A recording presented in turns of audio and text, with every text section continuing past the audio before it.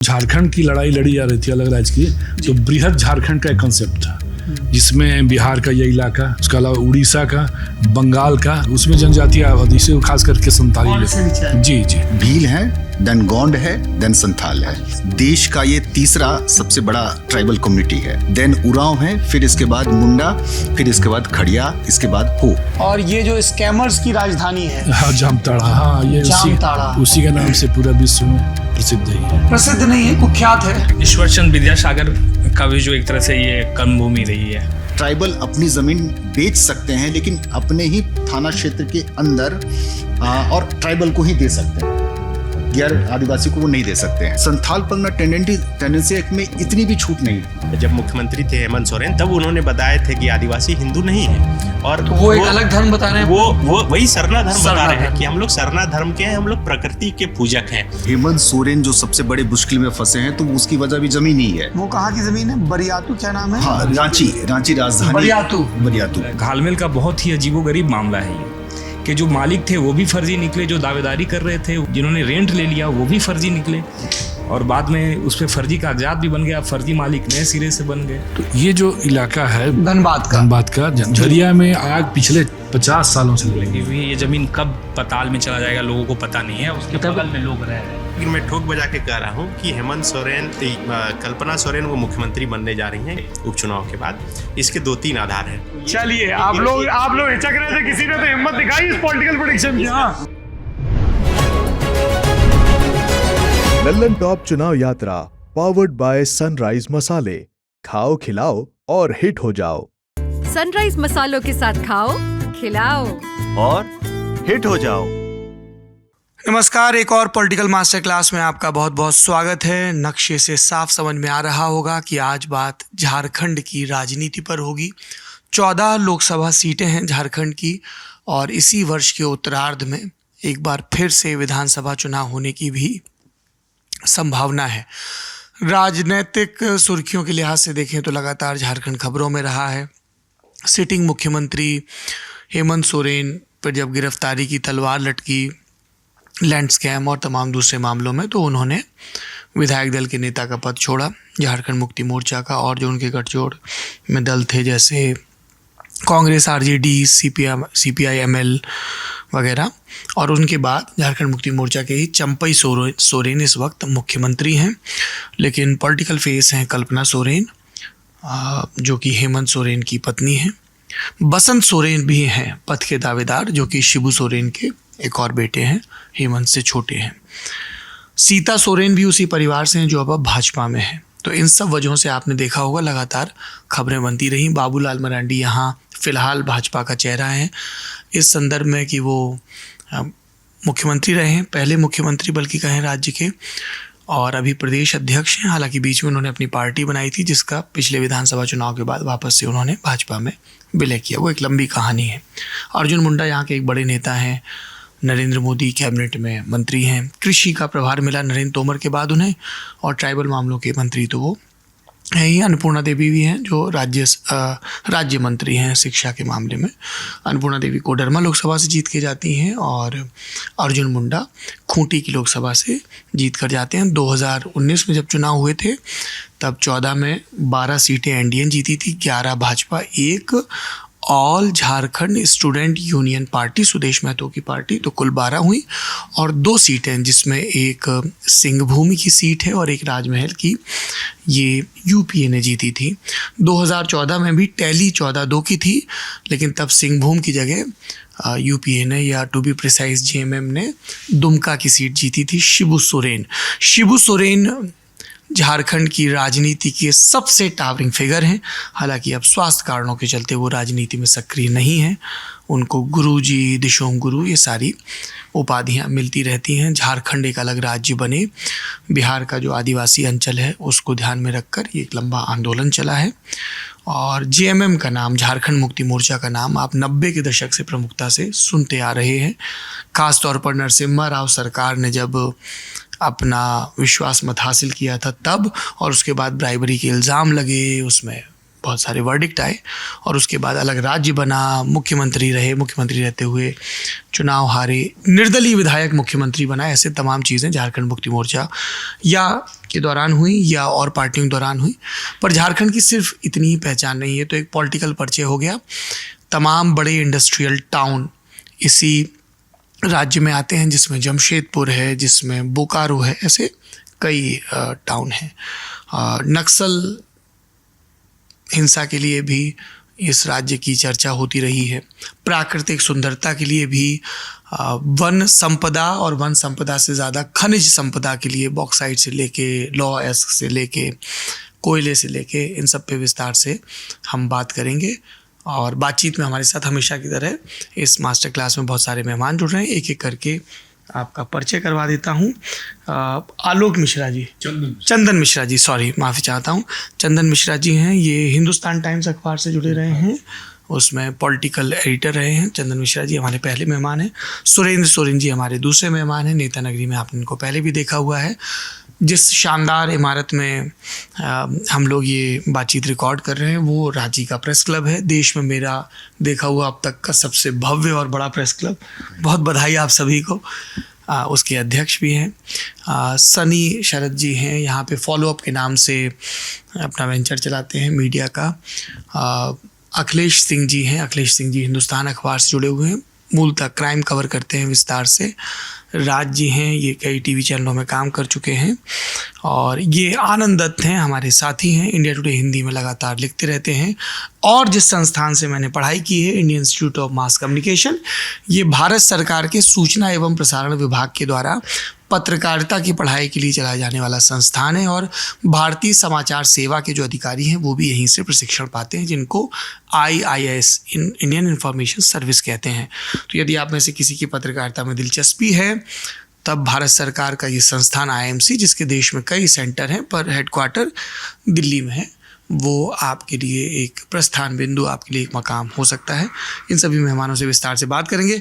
सबसे पहले आप में से जो भी दुरुस्त समझें, आप लोग सीनियर हैं, मुझे झारखंड के जियोग्राफिकल डिवीज़न के बारे में बता दें। हम लोग सुनते रहे हैं कि टेरेंसी एक्ट को लेकर विवाद हुआ कि साहब छोटा नागपुर का एक इलाका है। हम लोग असम में थे तब टी ट्राइब के बारे में कि लोग छोटा नागपुर से इलाके बसाए गए। संथाल परगना के बारे में हम लोग लगातार सुनते रहते हैं। आदिवासी मसलों को लेकर वैसे भी अब राजनीति बहुत प्रखर रहती है। महाराष्ट्र, गुजरात से लेके राजस्थान, मध्य प्रदेश, छत्तीसगढ़ और झारखंड तक, बल्कि ओडिशा और बंगाल के भी कई हिस्से हैं, बिहार, यूपी में भी। तो ये जो भौगोलिक या कल्चरल डिवीज़न है उसके बारे में आप बताएंगे सर? जी जी, दोनों लोग एक करके कोई दिक्कत नहीं है।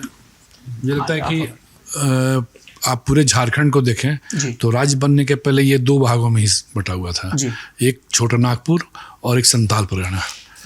और जब छोटा हम नागपुर का कौन सा छोटा नागपुर के अभी इसके अंदर 3 डिवीज़न आ गए हैं छोटा नागपुर में। एक तो छोटा नागपुर 2 पार्टों में बटा है, साउथ छोटा नागपुर और नॉर्थ छोटा नागपुर।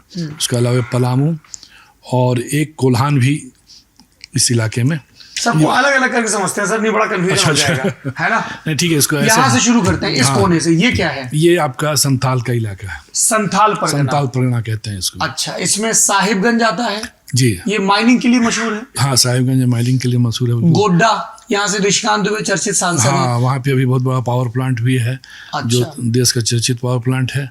उसके बगल में किसका है पावर प्लांट? ये अडानी जी का पावर प्लांट है गोड्डा में। हाँ, ये वहाँ पाकुड़ है एक, जहाँ माइंस साहिबगंज और पाकुड़ दोनों इलाका माइंस के लिए। किस चीज की माइंस है? यहाँ पत्थर की माइनिंग होती है ना, और कोयले की माइनिंग। कोयले की और पत्थर की। जी।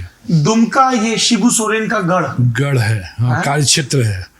ये क्या झारखंड की दूसरी राजधानी? दूसरी राजधानी, उप राजधानी इसको, उप राजधानी है दुमका। ये जो ज्योतिर्लिंग है देवघर का, ये अलग जिला है। हाँ, ये देवघर, ये भी संथाल परगना का पार्ट है।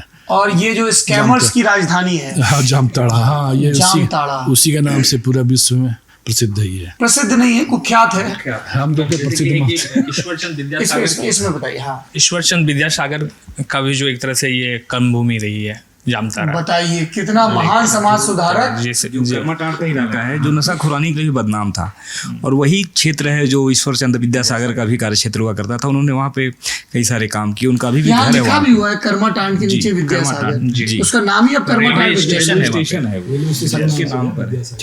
तो संथाल में इतना एरिया आता है। हाँ, ये गिरिडीह और धनबाद उसमें नहीं आता? नहीं, गिरिडीह धनबाद। ठीक है, ये संथाल। इसको क्यों बोलते हैं संथाल? सुरेंद्र सोरेन जी इसके संथाल नामांकन को लेकर के जब तकरीबन 300 साल पहले जब उस क्षेत्र में उसके भूमि के दस्तावेजीकरण के काम शुरू किए गए, तो उस काम में लगाए गए बंगाल के पढ़े लिखे कम्युनिटी जो है, चूँकि वो बंगाल का से बेहद सटा हुआ इलाका है, तो उनके संथाल नाम पढ़ने के पीछे ये तर्क 2-3 अलग अलग तर्क है। तो जो संथाल वहाँ मूव करके आए थे वो साउथ क्षेत्र से आए थे, तो साउथ क्षेत्र के आने की वजह से उन्हें साउतार कहा जाता था। साउथ किस चीज का साउथ क्षेत्र, साउथ क्षेत्र ये कहाँ पे है? ये इस क्षेत्र को साउथ क्षेत्र कहते हैं, क्योंकि हजारीबाग और रामगढ़ में बड़ी हजारीबाग, गिरिडीह और रामगढ़, इन तीनों जगह पे अब संथाल की आबादी बहुत सीमित रह गई है। छोटे छोटे हजारीबाग, गिरिडीह और रामगढ़ ये हाँ, ये वाला एरिया। हाँ, तो संथाल के इतिहास को हजारीबाग से जोड़कर देखा जाता है। अच्छा, मूल भूमि ये है? हाँ, अच्छा। मूल भूमि ये है। हालांकि इनका माइग्रेशन यहाँ से हुआ है, मतलब मध्य एशिया से उनका माइग्रेशन दिखाया जाता है, तो वो बड़ी लंबी इतिहास पड़ेगी। तो उस वजह से साउथ के क्षेत्र से वो लोग आए थे वहाँ, तो साउथ को ही अपभ्रंश के बाद वो साउथ संथाल हो गया। अच्छा, तो संथाल किसी जनजाति का नाम है? हाँ, संथाल जनजाति। अच्छा। जिससे शिबू सोरेन उस समुदाय से आते हैं और मैं भी। ये सर, इसको इस हिसाब से भी रिलेट किया जा सकता है कि जैसे ये बताया कि यहाँ से कट के संथाल परगना बना, तो शिबू सोरेन जो सबसे चर्चित और आदिवासी के सबसे बड़े चेहरे हैं देश में भी कहा जा सकता है, उनका जन्म स्थल ये रामगढ़ है, रामगढ़ का नेमरा गांव है। हाँ, लेकिन उनकी कर्म भूमि संथाल परगना रही है। और जिस संथाल परगना पर हम लोग चर्चा कर रहे हैं, इस संथाल परगना ने अब तक इस राज्य को 3 मुख्यमंत्री दिए। शिबू सोरेन हुए, अभी हेमंत सोरेन है, बाबूलाल मरांडी भी वहां से निकलकर मुख्यमंत्री बने। अच्छा, बाबूलाल मरांडी कहाँ से आते हैं? बाबूलाल पर गिरिडीह तो आप लोग संथाल परगना में नहीं जोड़ रहे हैं? ये वो जीते भी वहां से, वो एक करके। हाँ, वो संथाल परगना से जीत कर भी वहां से गए हैं, दुमका से। अच्छा, क्योंकि वहां से विधायकी जीते इसलिए आप कह रहे हैं। शिबू सोरेन इसको थोड़ा बेसिकली धनबाद स्पष्ट कर दूं मैं। देखिए, दोनों बड़े नेताओं का, संथाल में शिबू सोरेन हो या बाबूलाल मरांडी, इनका कर्म क्षेत्र दुमका है, इनका जन्मस्थली वहाँ नहीं है। शिबू सोरेन का जन्मस्थली रामगढ़ है, जो पहले हजारीबाग डिस्ट्रिक्ट था, रामगढ़ डिस्ट्रिक्ट में है। बाबूलाल मरांडी ठीक उनके पड़ोस में है गिरिडीह। अच्छा। वहाँ के उनका जन्मस्थल वही है। हाँ, लेकिन इन दोनों ने अपना, इनको तो संघ वालों ने बाबूलाल मरांडी को भेजा। तो बाबूलाल मरांडी जी भी संथाल है? हाँ, संथाली हैं। अच्छा जी। और शिबू सोरेन जी ने अपना कार्य क्षेत्र बनाया। आबादी के हिसाब से समझिएगा तो देश का ये तीसरा सबसे बड़ा ट्राइबल कम्युनिटी है। पहले पे कौन है? भील है, देन गोंड है, देन संथाल है। तीसरे नंबर पे भील, गोंड और संथाल। लेकिन झारखंड में ट्राइबल की पॉपुलेशन के सबसे लार्जेस्ट पॉपुलेशन वो है संथालों की, देन उरांव है, फिर इसके बाद मुंडा, फिर इसके बाद खड़िया, इसके बाद हो। इस तरह से सबसे ऊपर संथाल है, जिसमें से शिबू सोरेन जी और बाबूलाल मरांडी जी आते हैं। हाँ, दूसरे पे उरांव, जिससे रामेश्वर उरांव जी आते हैं। हाँ, रामेश्वर उरांव जी आते हैं। अच्छा, तीसरा आपने बोला मुंडा जो करिया मुंडा, अर्जुन मुंडा अध्यक्ष थे जी, अर्जुन मुंडा, ये सब लोग ये मुंडा जनजाति से आते हैं। इसके बाद खड़िया, तो खड़िया में उनका नाम मैं भूल रहा हूँ, नॉट नेसेसरली पॉलिटिशियन, कोई दूसरे फील्ड के भी हम बता सकते। खड़िया में इन सब की भाषाएं सब अलग है, भौगोलिक इलाका। तो ये संथाल जाति का इलाका है। और हो जो खड़िया में, मुझे नाम फिलहाल कोई याद नहीं आ रहा, और हो जनजाति से आते हैं मधु कोड़ा। अच्छा, जो निर्दलीय विधायक और निर्दलीय मुख्यमंत्री जी। चंपाई सोरेन भी जो है वो संथाल कम्युनिटी से ही आते हैं। हाँ, वो तो शिबू सोरेन, हाँ, चंपाई, और वो उनका जो कार्य क्षेत्र है वो सरायकेला है। अच्छा, इसमें हाँ, तो ये संथाल परगना हो गया। इसमें एक चीज और है कि जो संथाल जनजाति है वो ये नहीं, इससे सटा हुआ जो बिहार का पूरा इलाका है, जिसमें आप पूर्णिया, आप कटिहार हो गया, जमुई हो गया, ये लोग उधर, हाँ, ये लोग उधर भी बहुत बड़ी तादाद में जी, बांका और कटिहार भी है, इधर भागलपुर का पूरा इलाका है, मनिहारी पूर्णिया तक मिल जाता है। जी, एक चीज और जोड़ दूं तो थोड़ा और क्लियर हो जाएगा कि जब झारखंड की लड़ाई लड़ी जा रही थी अलग राज्य की, तो बृहद झारखंड का एक कंसेप्ट था जिसमें बिहार का ये इलाका जहाँ पे संथाली, उसके अलावा उड़ीसा का, बंगाल का, उड़ीसा का कौन सा इलाका सर? एकदम बिल्कुल सटा हुआ, जहाँ से राष्ट्रपति आती हैं वो पूरा इलाका जो है उसमें जनजातीय आबादी से खास करके और संथाली। से नीचे आएगा। जी। तो इसलिए जो बृहद झारखंड का कॉन्सेप्ट ही यही था। ऐसा कोई विचार क्या कभी आया कि सरकार ऐसा सोची कि हम छत्तीसगढ़ और झारखंड को क्लब करके एक बड़ा आदिवासी राज्य बना लें? लड़ाई उसी की थी, बहुत लंबी लड़ाई लड़ी गई थी। कुछ हिस्से थे। हाँ। बंगाल का कुछ इलाका था, मिदनापुर, मालदा हो गया, दिनाजपुर हो गया, पुरुलिया हो गया, ये सब, ये मिदनापुर। हाँ, वहां तक। तो वो एक बड़े हिस्से को जोड़ करके एक स्टेट की डिमांड रखी गई थी, जो झारखंड का कॉन्सेप्ट था कि जितने ट्राइबल्स हैं यहाँ से लेकर के यहाँ तक, मतलब उड़ीसा के भी कुछ हिस्से को ले लेंगे, इधर छत्तीसगढ़ के भी कुछ हिस्से को ले लेंगे, और उड़ीसा के भी, बंगाल के भी कुछ। आदिवासी समाज के अलग अलग राज्यों में जो एग्जिस्टिंग राज्य थे उन सबको जोड़ के एक स्टेट की डिमांड थी झारखंड। उसका नाम वनांचल आरएसएस की भाषा में शब्द है। नहीं, वनांचल का कॉन्सेप्ट नहीं, वो बृहद झारखंड का है, ग्रेटर झारखंड। और हुआ क्या था कि लड़ाई लड़ी भी गई, और एकदम जब लॉजिकल एंड तक आनी थी लड़ाई, उसके पहले उन राज्यों ने मना कर दिया कि भाई हम अपना इलाका नहीं देंगे। तब फिर बिहार का जो हिस्सा था वो सिर्फ बिहार से अलग करके संथाल परगना में एक दो और चूंकि उसी पर चर्चा हो रहा है जोड़ना चाहूँगा। सर ने जैसा बताया कि गोड्डा में अडानी का प्लांट है, तो इसी गोड्डा की जब ये संयुक्त बिहार था तो एक पहचान ये भी थी एकदम वह कॉर्नर जी गोड्डा हाँ, दिख रहा है। तो वो उसमें एक गांव है मोतिया डुमरिया। जब बिहार और झारखंड एक था तो सबसे अधिक IAS IPS देने वाला वही गांव था, और उसी गांव में एक गांव जहाँ के चीफ सेक्रेटरी हैं SK चौधरी, यहाँ पे चीफ सेक्रेटरी भी बने। उस गांव में एक वक्त था कि देश से सबसे अधिक IAS IPS निकलते थे। आज उसी गांव में अडानी का प्लांट है। कारण ये कि चूंकि नौकरी लगते गई, लोग छोड़ते गए, ज़मीनें खाली थी, फिर संपर्क करके चूंकि अडानी का प्लांट कहीं और लगना था, वहाँ के लोगों ने विरोध किया। तब फिर यहाँ के लोग जाकर बोले कि आप मेरे गांव में आइए, प्लांट लगाइए, और अभी प्लांट है। दूसरी सबसे बड़ी बात कि इसी पावर प्लांट है, coal based Bangladesh thermal power है, 1600 मेगावाट। ये 1600 मेगावाट की ये वर्ल्ड की जो वहाँ के लोग बताते हैं, मतलब अडानी के कंपनी से जुड़े हुए एक्सपर्ट बताते हैं कि ये सबसे वर्ल्ड का सबसे मिनिमम पॉल्यूशन, कुछ उनका अपना टेक्निकल होगा, सबसे कम पॉल्यूशन जनरेट करने वाली ये उनकी 1600 मेगावाट की। और फिर अगेन 1600 मेगावाट की दूसरी यूनिट शुरू होने जा रही है गोड्डा में। अच्छा, तो ये इसकी एक बड़ी वजह ये भी है क्या कि यहाँ पे कोयला खूब उपलब्ध है? नहीं, ये सर ये थर्मल पावर प्लांट है। ये गंगा से पानी आता है, और उस पानी थर्मल है तो गंगा से कैसे होगा? पाइप के जरिए। नहीं, फिर तो हाइड्रो हो गया ना, कि पानी से बिजली किससे बन रही है? कोयले से। तो थर्मल हुआ ना, यही तो बोल रहा हूँ। थर्मल है, लेकिन पानी, स्टीम बनाने के लिए पानी तो चाहिए उनको। वो पाइप के जरिए गंगा से, ये गंगा रिवर आप देख रहे हैं जी, ऊपर बह रही है। ये गंगा रिवर से यहाँ से वो पाइप, अंडरग्राउंड पाइप के जरिए उस प्लांट तक आती है। वाला जो पूरा इलाका है उसी, और इसकी वजह से सर ये गोड्डा में अभी एक कहा भी था, तो ये अभी पूरे झारखंड में सबसे अधिक टेम्परेचर कहीं का है तो वो गोड्डा का है। अगर रांची का टेम्परेचर 40 रहता है तो गोड्डा का टेम्परेचर 45 रहता है। अच्छा। वहाँ के लोग, वहाँ के जो नेता हैं, जो विपक्ष के हैं, जो अडानी के खिलाफ आवाज उठाते हैं, वो कहते हैं कि अडानी के चलते ही ये वहाँ पर गर्मी बढ़ी। सिर्फ गर्मी बढ़ी या रोजगार भी बढ़ा?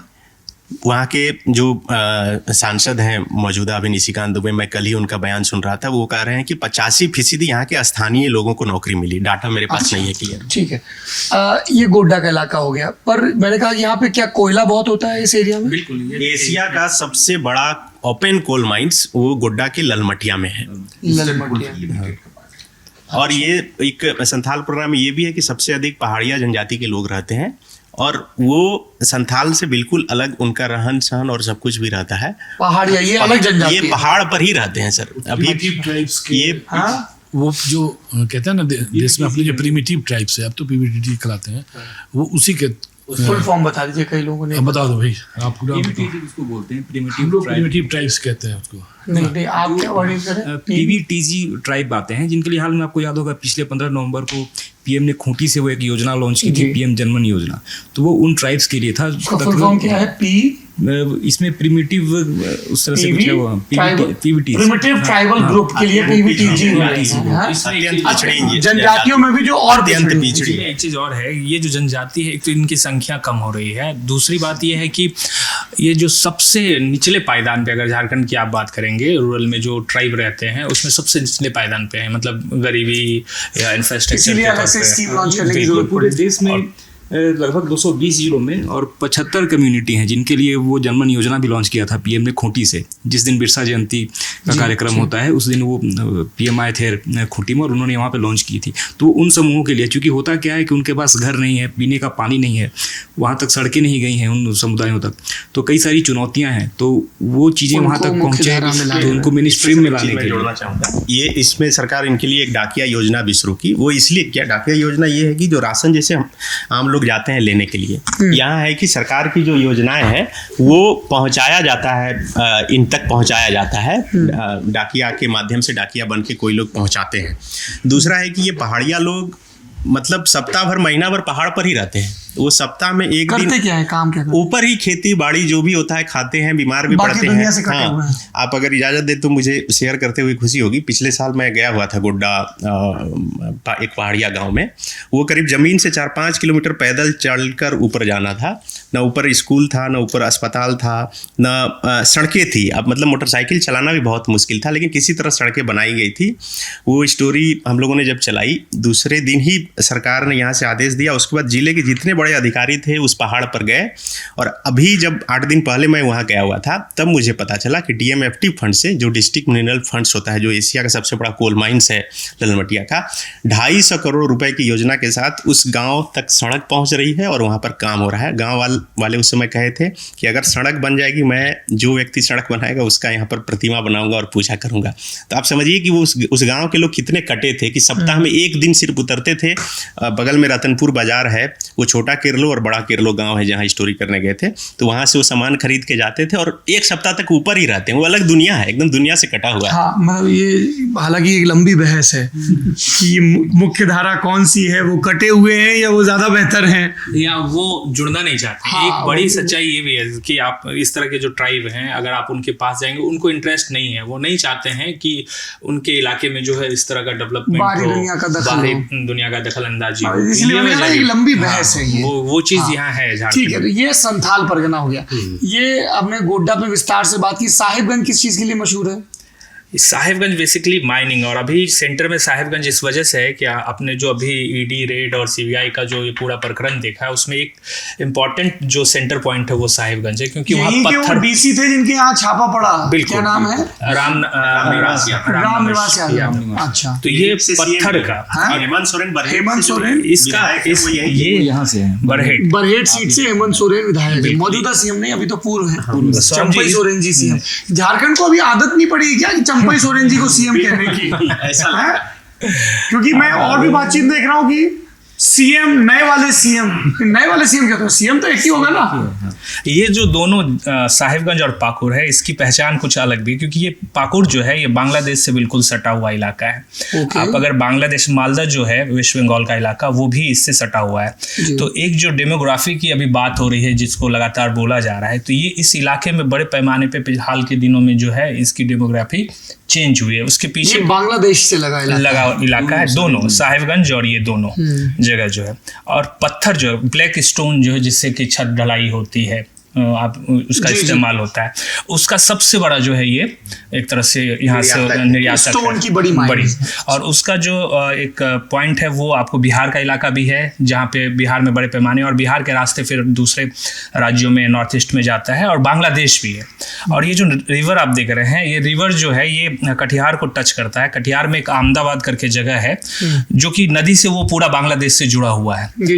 हाँ, तो आप जो है इस इलाके से नाव के जरिए बड़े पैमाने पे गौ तस्करी और तमाम तरह की चीज़ें जो मतलब होती है, उसका एक सेंटर जो है ये दोनों जगह है। रिवर बॉडी की वजह से साहिबगंज और पाकुड़। उसके अलावा मुझे लगता है कि आप ये जो इलाका बंगाल से सटा हुआ है, यहाँ पे लोगों का बांग्लादेशी घुसपैठ है, बड़ी संख्या में वहाँ पे। हाल के दिनों में मैं गया था। आप अगर आप जाएंगे यहाँ पे तो आप जो बांग्लादेश का जो फ्लैग है, हमको लगता है सोरेंदा बेहतर बताएंगे इस बारे में, कि आप वहाँ पे जो घर बना हुआ है तो उसके नीचे में आप बॉर्डर देखेंगे, जो घर है वो टीना शेड का घर होता है वहाँ पे, जो आमतौर पे बांग्लादेश में आपको दिख जाएगा जो बॉर्डर इलाका है। और उसके बॉर्डर पे वो बांग्लादेश का जो फ्लैग का कलर है वो रहता है, हरे पे गोल। एग्जैक्टली वो गोल तो नहीं रहता है, रेड जो है वो नहीं रहता है, लेकिन हरे जो है वो उस इलाके में पहचान हो गई है कि ये लोग जो है कभी माइग्रेट होके आए। उसमें भी एक ये है, सिर्फ हरा रंग है, हरा रंग है। और वो ये है, वो ये कहते हैं कि हम उस समय आए थे जब आज़ादी हुई, बांग्लादेश अलग हुआ, पाकिस्तान और जो हुआ उस समय हम लोग, हाँ उस समय हम लोग यहाँ आए थे। तो वो उसकी पहचान है, जिनके घर के बॉर्डर पे वो कलर है, मतलब वो बांग्लादेश से चल के आए। इस चुनाव में सर, ऐसा वहाँ कहा जाता है। एग्जैक्टली हाँ। इस चुनाव में संथाल परगना में एक बीजेपी का सबसे बड़ा मुद्दा ये भी है कि बांग्लादेशी घुसपैठी को लेकर वहाँ के जो गुड्डा के सांसद है मौजूदा, वो जोर शोर से उठाते हैं। राजमहल के एक विधायक हैं अनंत ओझा, वो भी उठाते हैं। वो कहते हैं कि बांग्लादेश से ज़्यादातर मुस्लिम आते हैं और यहाँ के आदिवासी महिलाओं के साथ शादी करके फिर यहाँ पर किस तरह से ज़मीन पर कैप्चर कर रहे हैं। ये विधानसभा असेंबली में भी बाकायदा सवाल उठा है, संसद में भी, पार्लियामेंट में भी निशिकांत दुबे ने इसको लेकर सवाल किया, और इस चुनाव में भी ये मुद्दा मतलब वो जिसमें क्या है कि जमाई टोला करके एक कॉन्सेप्ट है, जो जमाई टोला जिसकी चर्चा होती है। आप इस इलाके में जाएंगे तो क्या जो संथाल के पूरे इलाके में एक जमाई टोला होता है, जिसको जमाई टोला मतलब कि वो बाहर से जो जमाई, हाँ बताएं, पूरे इलाके में नहीं, लेकिन जमाई टोला समझाइए क्या है? जमाई टोला, जमाई होता है दामाद जी। तो किसी ने वहाँ के लोकल के साथ शादी कर ली, वो बांग्लादेश से शिफ्ट होकर के आया, वहाँ के लोकल से शादी कर ली, और फिर इसके बाद रहने के लिए उन्हें अलग से ज़मीनें उपलब्ध करा दी गई। तो अगर 2-4 केसेस ऐसे हो गए तो एक नया मोहल्ला ही, एक नया टोला ही बस गया। तो लोग बाग उसे बोलचाल में कहने लगे कि उस जगह तो सारे दामाद ही हैं, तो वो जमाई टोला बन जाता है। तो ये एक बड़ा इशू इस वक्त संथाल परगना एक बड़ी समस्या से, बांग्लादेशी घुसपैठ की समस्या से जूझ रहा है। ये बड़ा मुद्दा है वहाँ पे। बिल्कुल। वो सर, और इसमें क्या है कि अगर आप देखेंगे तो ये पूरा इलाका किशनगंज तक जो है टच करता है वो पूरा। तो किशनगंज से लेके ये पूरा इलाका उसी में। बिहार का भी किशनगंज, पूर्णिया जो बॉर्डर इलाके की जो समस्या है, एकदम हूबहू वही समस्या है यहाँ पे। अच्छा, इसमें हाँ इसमें थोड़ा डीप जाएंगे तो ये देखेंगे कि जो साहिबगंज का इलाका है और पाकुड़ का जो इलाका है वो 2016-17 से पूरे मतलब एक तरह से राजनीति का धुरी बना हुआ है। ये जो क्षेत्र है पूरा, वो पहले PFI का कार्य क्षेत्र हुआ करता था। ओके। हाँ, और झारखंड में सबसे पहले रघुवर दास की जब सरकार थी तो एक तरह से वो इन लोगों ने एक वो कराया कि हम लोग NRC यहाँ पर लाएंगे इन इलाकों के लिए जहाँ पे घुसपैठ है, जो पाकुड़ का इलाका है और साहिबगंज का, इन 2 जिलों के लिए। और रिसर्च किया गया, यहाँ से टीम भी गई थी बाकायदा। और एक ये लोग पॉइंट आउट किए कि बहुत बड़ा जो है वो क्षेत्र जो है, अब जो ट्राइबल महिलाएं होती हैं खासकर, वैसे जो बहुत पिछड़ा जो लोग हैं जिसके पास ज़मीनें हैं, तो उनको ये लोग शादी किए। और PFI के लोग, उनका ये मॉडस ये लोग पकड़े कि ये शादी करते हैं और फिर वो ज़मीन पे उनका कब्जा किया जाता है। और ये पॉलिटिकल धमक भी इन लोग जो है वो बढ़ा रहे हैं अपनी इस तरह से कि जैसे जिला परिषद का चुनाव होता है जब कभी भी, तो PFI वाले जिन्होंने दूसरे ट्राइबल महिलाओं से शादी की है तो वो उनका कन्वर्जन तो वो करा दिए, लेकिन जब चुनाव होता है तो वो आरक्षित सीटों पर वो लड़ते हैं चुनाव। और इस बार जो स्पेशल ब्रांच का भी जो रिपोर्ट आया 2022-23 में, जब यहाँ पे चुनाव हुआ था, जिला परिषद वगैरह का और पंचायतों का चुनाव हुआ था, तो 55 लोगों को इन्होंने चिन्हित किया था कि वो जो लोग हैं वो PFI से जुड़े हुए हैं, लेकिन जो ट्राइबल सीट पे वो चुनाव लड़े और जीत के आ गए। तो उनके प्रभाव का एक तरह से PFI तो बैन है, अब वो बैन है। तो क्रैकडाउन हुआ वहाँ पे? हाँ, क्रैकडाउन नहीं हुआ, वो थोड़ा वो अपना मॉडस वो वहाँ पे चेंज हो गया, उनका मॉडस चेंज हुआ, वो मुख्य धारा की राजनीति में आया। ये बताइए कि और जो वहाँ पे पहले से रह रहे मुस्लिम समुदाय के लोग हैं, कल्चरली वो अलाइन है झारखंड के कल्चर के साथ, बिहार के कल्चर के साथ, हिंदुस्तान कल्चर के साथ। फिर आप लोग कह रहे हो कि बांग्लादेश से लगातार ये घुसपैठिए भी आके सेटल कर रहे हैं, उन दोनों के बीच भी तो क्लैश होता होगा ना, कल्चरल क्लैश? नहीं, अभी तक ऐसे कोई मामले नहीं आए हैं कि उनके बीच कोई क्लैश हुआ हो, बल्कि वो वेलकम करते हैं उनका, वो उन्हें प्रोटेक्शन भी देते हैं, वो उन्हें रहने की जगह भी देते हैं, और रोजगार के जो भी अवसर उनके आसपास होता है तो उसमें वो इन्वॉल्व कर लेते हैं। जैसे सबसे ज़्यादा बंगाली बोली जाती है। लेकिन इसमें एक चीज़ और क्या है ना कि वो अलग दिखते हैं, उनकी जो बंगाली जो है वहाँ बोली जाती है। बंगाली चूँकि बांग्लादेश से सटा हुआ है और ईस्ट बंगाल से भी सटा हुआ है, तो वो बांग्ला भाषी लोग वहाँ पे हैं। लेकिन जो ये दोनों होते हैं, जो बांग्लादेश से आए हम वो अलग तरीके से वो बांग्ला को बोलते हैं, और जो वहाँ के लोकल हैं वो अलग डिक्शन तरीके से पकड़ना है। और पहनावा भी है एक बड़ा, जो पहनावा है उसमें भी है। जो लुंगी है, लुंगी भी एक तरह से जो है वो अलग करता है। उनका लुंगी जो होता है वो अलग तरीके का होता है, और जो लोकल वहाँ के हैं उसका जो लुंगी होता है वो अलग तरीके का होता है। तो इससे भी वो दूर से ही तो समझ में आ जाता है। आप कह रहे हो कि आप लुंगी देख के समझ में आता है कि ये भारतीय मुस्लिम है, और ये नहीं, पहनने का तरीका होता है ये उसका। बड़ा एक पॉलिटिकल मसला हो जाता है फिर। नहीं, वो पहनने का तरीका होता है। आप अगर आप जाएंगे साउथ में तो वो जो लुंगी पहनते हैं उनका तरीका अलग है। आप बांग्लादेश में जाएंगे तो लुंगी पहनने का तरीका अलग हो। मेरा कहने का ये कब concern से ये ये चल रहा है ये घुसपैठ? होता है कि 70 के दशक के बाद से ईस्ट पाकिस्तान में जब वो 71 युद्ध हुआ तो तब क्या यहाँ पे भी तब शरणार्थी यहाँ पे भी आए हाँ थे? ऐसे जी। उसके अलावा मैं बताऊँ घटना कि आरएसएस, उस समय बिहार था, यूनाइटेड बिहार, आरएसएस के एक प्रचारक की हत्या हुई थी इसी घुसपैठिए की वजह से। उनको तैनात किया गया था वहाँ पे, काम करते थे जो स्वाभाविक रूप से प्रचारक होते हैं, और वो उनकी एक्टिविज्म देख के इन लोगों को रहा नहीं किया। उन्होंने इसकी रिपोर्ट की केंद्र में, केंद्र का मतलब कि अपने जो संगठन है उसमें, तो वो चिन्हित हो गए और उनको लोगों ने मार दिया। उसमें जस्टिस हुआ, न्याय मिला? उस मुकदमा चला लंबा, लेकिन मुझे लगता है कि वहाँ पे एक टेरर की तरह कि हिंदू संगठन कोई काम करेगा तो वहाँ पर मुश्किल है। तो काम तो हुआ, लेकिन जितने ढंग से काम होना चाहिए था, निर्भीक होकर लोग काम नहीं कर पाए। ये बात उसमें सर एक बड़ी वजह ये भी है, क्योंकि उस इलाके के सबसे बड़े जो मुस्लिम नेता है वो आलमगीर आलम है, जो मंत्री हैं। ये वही आलमगीर आलम है जिनके पीए के नौकर के घर के एक फ्लैट में 30 करोड़ से ज्यादा रुपए मिला। 35 हो गया, 35 करोड़ हो गया आज, और 18 जगह पर छापे चल रहे हैं और पैसे और मिल उस रहे पर हैं। की मासूम सफाई भी आई कि वो मेरा पीए तो पहले कई जगह और पीए रह चुका है, तो मैं उसके लिए कैसे जिम्मेदार हूँ। बिल्कुल, तो इसलिए लोग बोल भी रहे हैं कि हो सकता है कि कह दिया जाए कि मनरेगा मजदूरी करके कमाया गया पैसा। तो लोगों की ऐसी प्रतिक्रियाएं आ रही है। तो ये जो आलमगीर आलम वही पाकुड़ से विधायक बन के आते हैं। किस सीट से? पाकुड़ की पाकुड़ सीट से। आलमगीर आलम की रिश्तेदारी बांग्लादेश में है, तो इसलिए यहाँ के लोग वहाँ से अलग नहीं मानते हैं, जोड़ के ही रखते हैं। नहीं, वो देखिए रिश्तेदारी का मामला ऐसा है कि किसी भी बॉर्डर एरिया में इसलिए अलग नहीं मानते। हाँ, मतलब आप बिहार और नेपाल में देखेंगे तो वो रिश्तेदारियां हैं, वो कल्चरली। चीज में बताऊँ, साहिबगंज में क्राइम की घटना है, लड़कियों को मारा गया, जलाया गया, बुरी तरह काट के फेंक दिया गया। तो वो ये घटना है पिछले साल। इस तरह की घटना दुमका में अंकिता का एक मामला आया था, फिर एक पहाड़िया लड़की के साथ का मामला आया था जिसके 56 टुकड़े कर दिए गए थे। तो ये मामले काफ़ी मतलब बहुत एग्रेसिवली भाजपा ने इन मुद्दों को उसको उठाया, और बाकायदा ये नेशनल इश्यूज बने थे। और चूंकि ये आदिवासी महिलाएं थी और मारने वाले जो थे वो अल्पसंख्यक समुदाय से थे, तो एक तरह से कहें कि अभी तो बाकायदा मैं ये कहूँगा कि जो पूरी झारखंड की राजनीति है वो साहिबगंज और पाकुड़ और ये जो आपका दुमका है, यहीं के जो मुद्दे हैं वो पूरे झारखंड के मुद्दे हैं, और यहीं के मुद्दों से पूरे झारखंड की राजनीति चल रही है। हम इसमें थोड़ा सा डिफर करेंगे। ये मुद्दे मतलब आप इसको ये नहीं कह सकते कि ये पूरे झारखंड का मुद्दा है। बेसिकली ये पूरा यहाँ की घटनाओं को इसको संदर्भ बना के भ्रष्टाचार का मुद्दा है, और चूंकि भ्रष्टाचार का आइए मुद्दों में भी आएंगे। बीच में रोका गया इसलिए बताया कि क्यों साहिबगंज पाकुड़ जो है वो पूरे झारखंड की राजनीति जो है उस पे इन इलाकों पे चल रही है। चूंकि ईडी का मामला है, जब रेड हुआ 2020-22 में, जब भी छापेमारी शुरू हुई और सीएम के जो उनके अपने विधायक प्रतिनिधि थे बरहेट के, वो जेल चले गए। तो इलीगल माइनिंग का जो मामला है, पंकज मिश्रा, तो इलीगल माइनिंग का जो मामला है जिसको लेके बहुत एग्रेसिवली बीजेपी पिछले 3 सालों से लगी हुई है और ईडी की कार्रवाई हो रही है।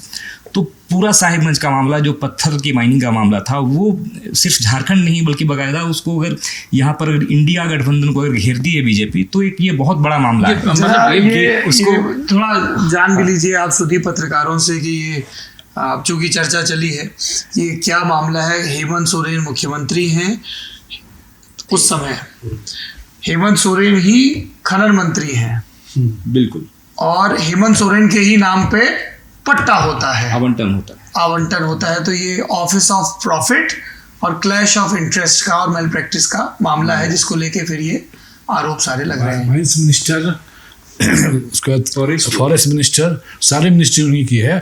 खुद अपने एप्लीकेशन पे अप्रूवल भी खुद दिया उन्होंने। हेमंत सोरेन ने अप्लाई किया और हेमंत सोरेन ने अप्रूव किया। लेकिन इसमें एक चीज ये भी है कि वो जो पट्टा है वो मतलब इनके सीएम बनने से पहले भी इनके पास था, रिन्यूअल हुआ ये उसको ना मतलब वो ये हुआ, ये नहीं हुआ कि जो है वो सीएम बने हैं उसके बाद उन्होंने जो है ये किया। इसमें थोड़ा कंफ्यूजन मत कीजिए, एकदम क्लियर कट है। ये जो एप्लीकेशन आया, ये उनके चीफ मिनिस्टर बनने के बाद पट्टा काम हो रहा था वहाँ पे, लेकिन इनके नाम से नहीं था, है ना। इन्होंने उसको रिन्यूअल कराया और बाकायदा अपने नाम से किया। सर रिन्यूअल तब ना होगा जब उनके नाम पे पहले से होगा। पहले से होना और फिर उसकी मियाद खत्म हो गई। हाँ वही तो उसके तो नहीं मियाद नहीं, खत्म। पर आप दोनों लोग एक ही बात कह रहे हैं। वो राज भी वही बात कह रहे हैं कि वो पहले भी उनके नाम था, लेकिन अब जब रिन्यूअल के लिए आया तब सिग्नेचरी अथॉरिटी भी वही थी। हाँ, पहले होना भी गड़बड़ था कि विधायक थे, वो विधायक को भी नहीं रखना है, किसी भी विधायक को इस तरह ऐसा नियम है। हाँ हाँ बिल्कुल है। ऑफिस ऑफ प्रॉफिट प्रोवाइडर, आप कोई कारोबार नहीं कर सकते हैं उस तरह से। आप किसी कंपनी में, प्राइवेट कंपनी में डायरेक्टर नहीं हो सकते हैं। हाँ। बाकायदा अगर आप विधायक बनते हैं तो आपको इस्तीफा देना पड़ता है अपनी बाकी कंपनियों से, उसकी डायरेक्टरशिप से।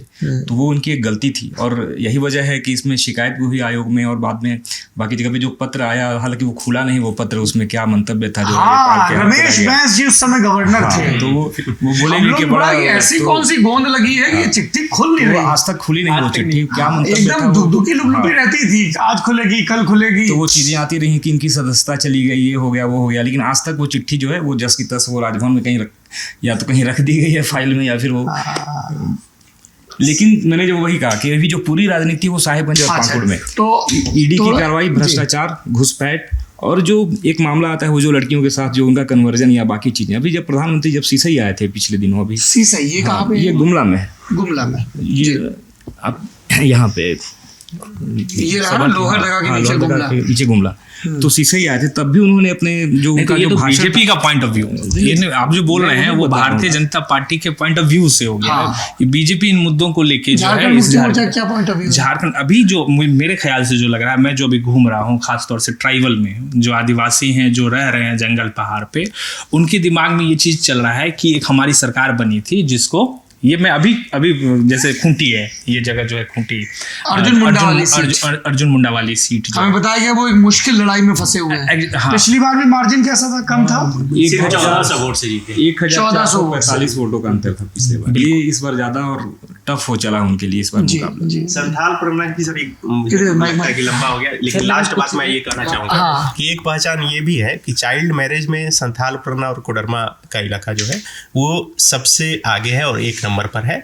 और ह्यूमन ट्रैफिकिंग जो झारखंड की सबसे बड़ी समस्या है सर, मानव तस्करी, यहाँ से गाय बकरी से भी कम कीमत पर व्यक्ति को खरीद कर महिलाओं को और शहर में बेच दिया जाता है और वहाँ ताई बनाया जाता है और ये बेच दिया जाता है। वो ट्रैफिकिंग करके मतलब यहाँ से जैसे बोल के ले जाया जाता है कि आपको काम दिलाने हम दिल्ली ले जा रहे हैं और वहाँ पर फिर किसी को बेच दिया जाएगा। फिर जैसे हमने नोएडा में अभी पिछले दिनों एक खबर सुनी थी कि झारखंड की एक बच्ची थी जो किसी घर में हाउस हेल्प के तौर पे काम करती थी और बुरी तरह से उसको मारा पीटा जाता था। सिमडेगा की वो बच्ची थी और ये केस पूरे झारखंड से पहले क्या होता था कि चूंकि ये कैपिटल था और यहाँ से ट्रेन और हवाई जहाज का माध्यम था तो इन इलाकों में ज्यादा होता था, खूंटी, सिमडेगा, गुमला। लेकिन सर ये सौरभ जी ट्रेंड बदला है और ये संथाल परगना शिफ्ट हो गया है और चाइल्ड मैरिज से पहले से जूझ रहा था संथाल परगना। अभी सबसे अधिक ह्यूमन ट्रैफिकिंग संथाल परगना के उन इलाकों से होता है। साहेबगंज से बच्चियों को चढ़ाया जाता है ट्रेन से और सीधे यहाँ से दिल्ली और तमाम जगह पर जा रही हैं। यहाँ हम एक चीज जोड़ना चाहेंगे, ये जो लोहरदगा आप देख रहे हैं, लोहरदगा और ये रांची के बिल्कुल पश्चिम का लोहरदगा, गुमला और ये खूंटी, ये तीन जो जगह है, मैंने इस पे आज से लगभग 10-12 साल पहले स्टोरी इस पे किया था, उस सरदार की तलाश। इसमें क्या है ना, ये लोग जो ट्रैफिकिंग करते थे, इसमें सरदार एक बहुत पॉपुलर नाम हुआ करता था, मुझे लगता है अखिलेश भी इस पे सहमत होंगे। सरदार क्या होता था कि बाहर से लोग आते थे, उनका रहन सहन और तौर तरीका एक जो होता है फिल्मी हीरो की तरह जो है, चूँकि ट्राइबल लड़कियां जो हैं वो ज़्यादा पढ़ती नहीं थी, उनको वो झांसे में लेते थे, फिर उसको लेकर जाते थे जैसे दिल्ली और वहाँ उन्हें प्रेम जाल में फंसा और उनको पारो बोला जाता था, उनको पारो बोला जाता था। वहाँ जो एक कोड वर्ड यूज किया जाता है उनके लिए वो है कि पारो, मतलब झारखंड की जो ये लड़कियां जाती हैं किराए की दुल्हन, हाँ कह सकते हैं ये वर्ड, क्योंकि ये हरियाणा और इन सब जगहों पे हमने सुना है। बिल्कुल वहाँ हरियाणा में तो पारो कहा ही जाता है, पारो कहा ही जाता है जो, और उसमें बिहार के भी खासतौर से मुसहर और जो दलित हैं उनके घरों से भी लड़कियों की शादी जो है, जहाँ पे कि लड़कियों की और लड़कों में जो है अंतर है, जैसे उत्तर प्रदेश हो गया, राजस्थान हो गया, इन सब जगहों पर वो Gender आते हैं। difference, हाँ, वो आते हैं और शादी करके ले जाते हैं। तो ऐसा ये चीज़ जो है लोहरदगा, गुमला और खूंटी में भी था, जो सनी बता रहे हैं कि अभी ये जो है यहाँ कम हुआ है और ये शिफ्ट हो गया यहाँ है से इधर संथाल की तरफ शिफ्ट हो गया। थोड़ा सा समय का ख्याल रखें, क्योंकि हम इसी पे 2 घंटे बात कर सकते हैं, ये पूरा छूट जाएगा। एक बस मुझे ये बताइए, हमने साहिबगंज पे बात की, पाकुड़ पे बात की, गोड्डा पे बात की, जामताड़ा जिन चीजों के लिए मशहूर हुआ है, कैसे हो गया ये, और क्यों उत्तर सरकारें अनदेखी करती रही, एक हैवी क्रैकडाउन क्यों नहीं हो रहा है? जामताड़ा का जो इलाका है, सबसे पहले तो उसको जो कर्माटांड का इलाका है और उसके अनाला उसके आसपास का जो इलाका है वो पहले से क्राइम बेल्ट रहा है। वहाँ पहले नशा खुरानी होता था, जो ट्रेन में जो लोग नशे का कुछ या बिस्किट दिए या कुछ भी उस तरह से जहरीला बिस्किट दिए या कुछ उस तरह से, तो वो एक पूरा गिरोह हुआ करता था उस तरह से नशा खुरानी वाला। बाद में वही लोग जो है वो साइबर उसमें आए, अपराध में आए।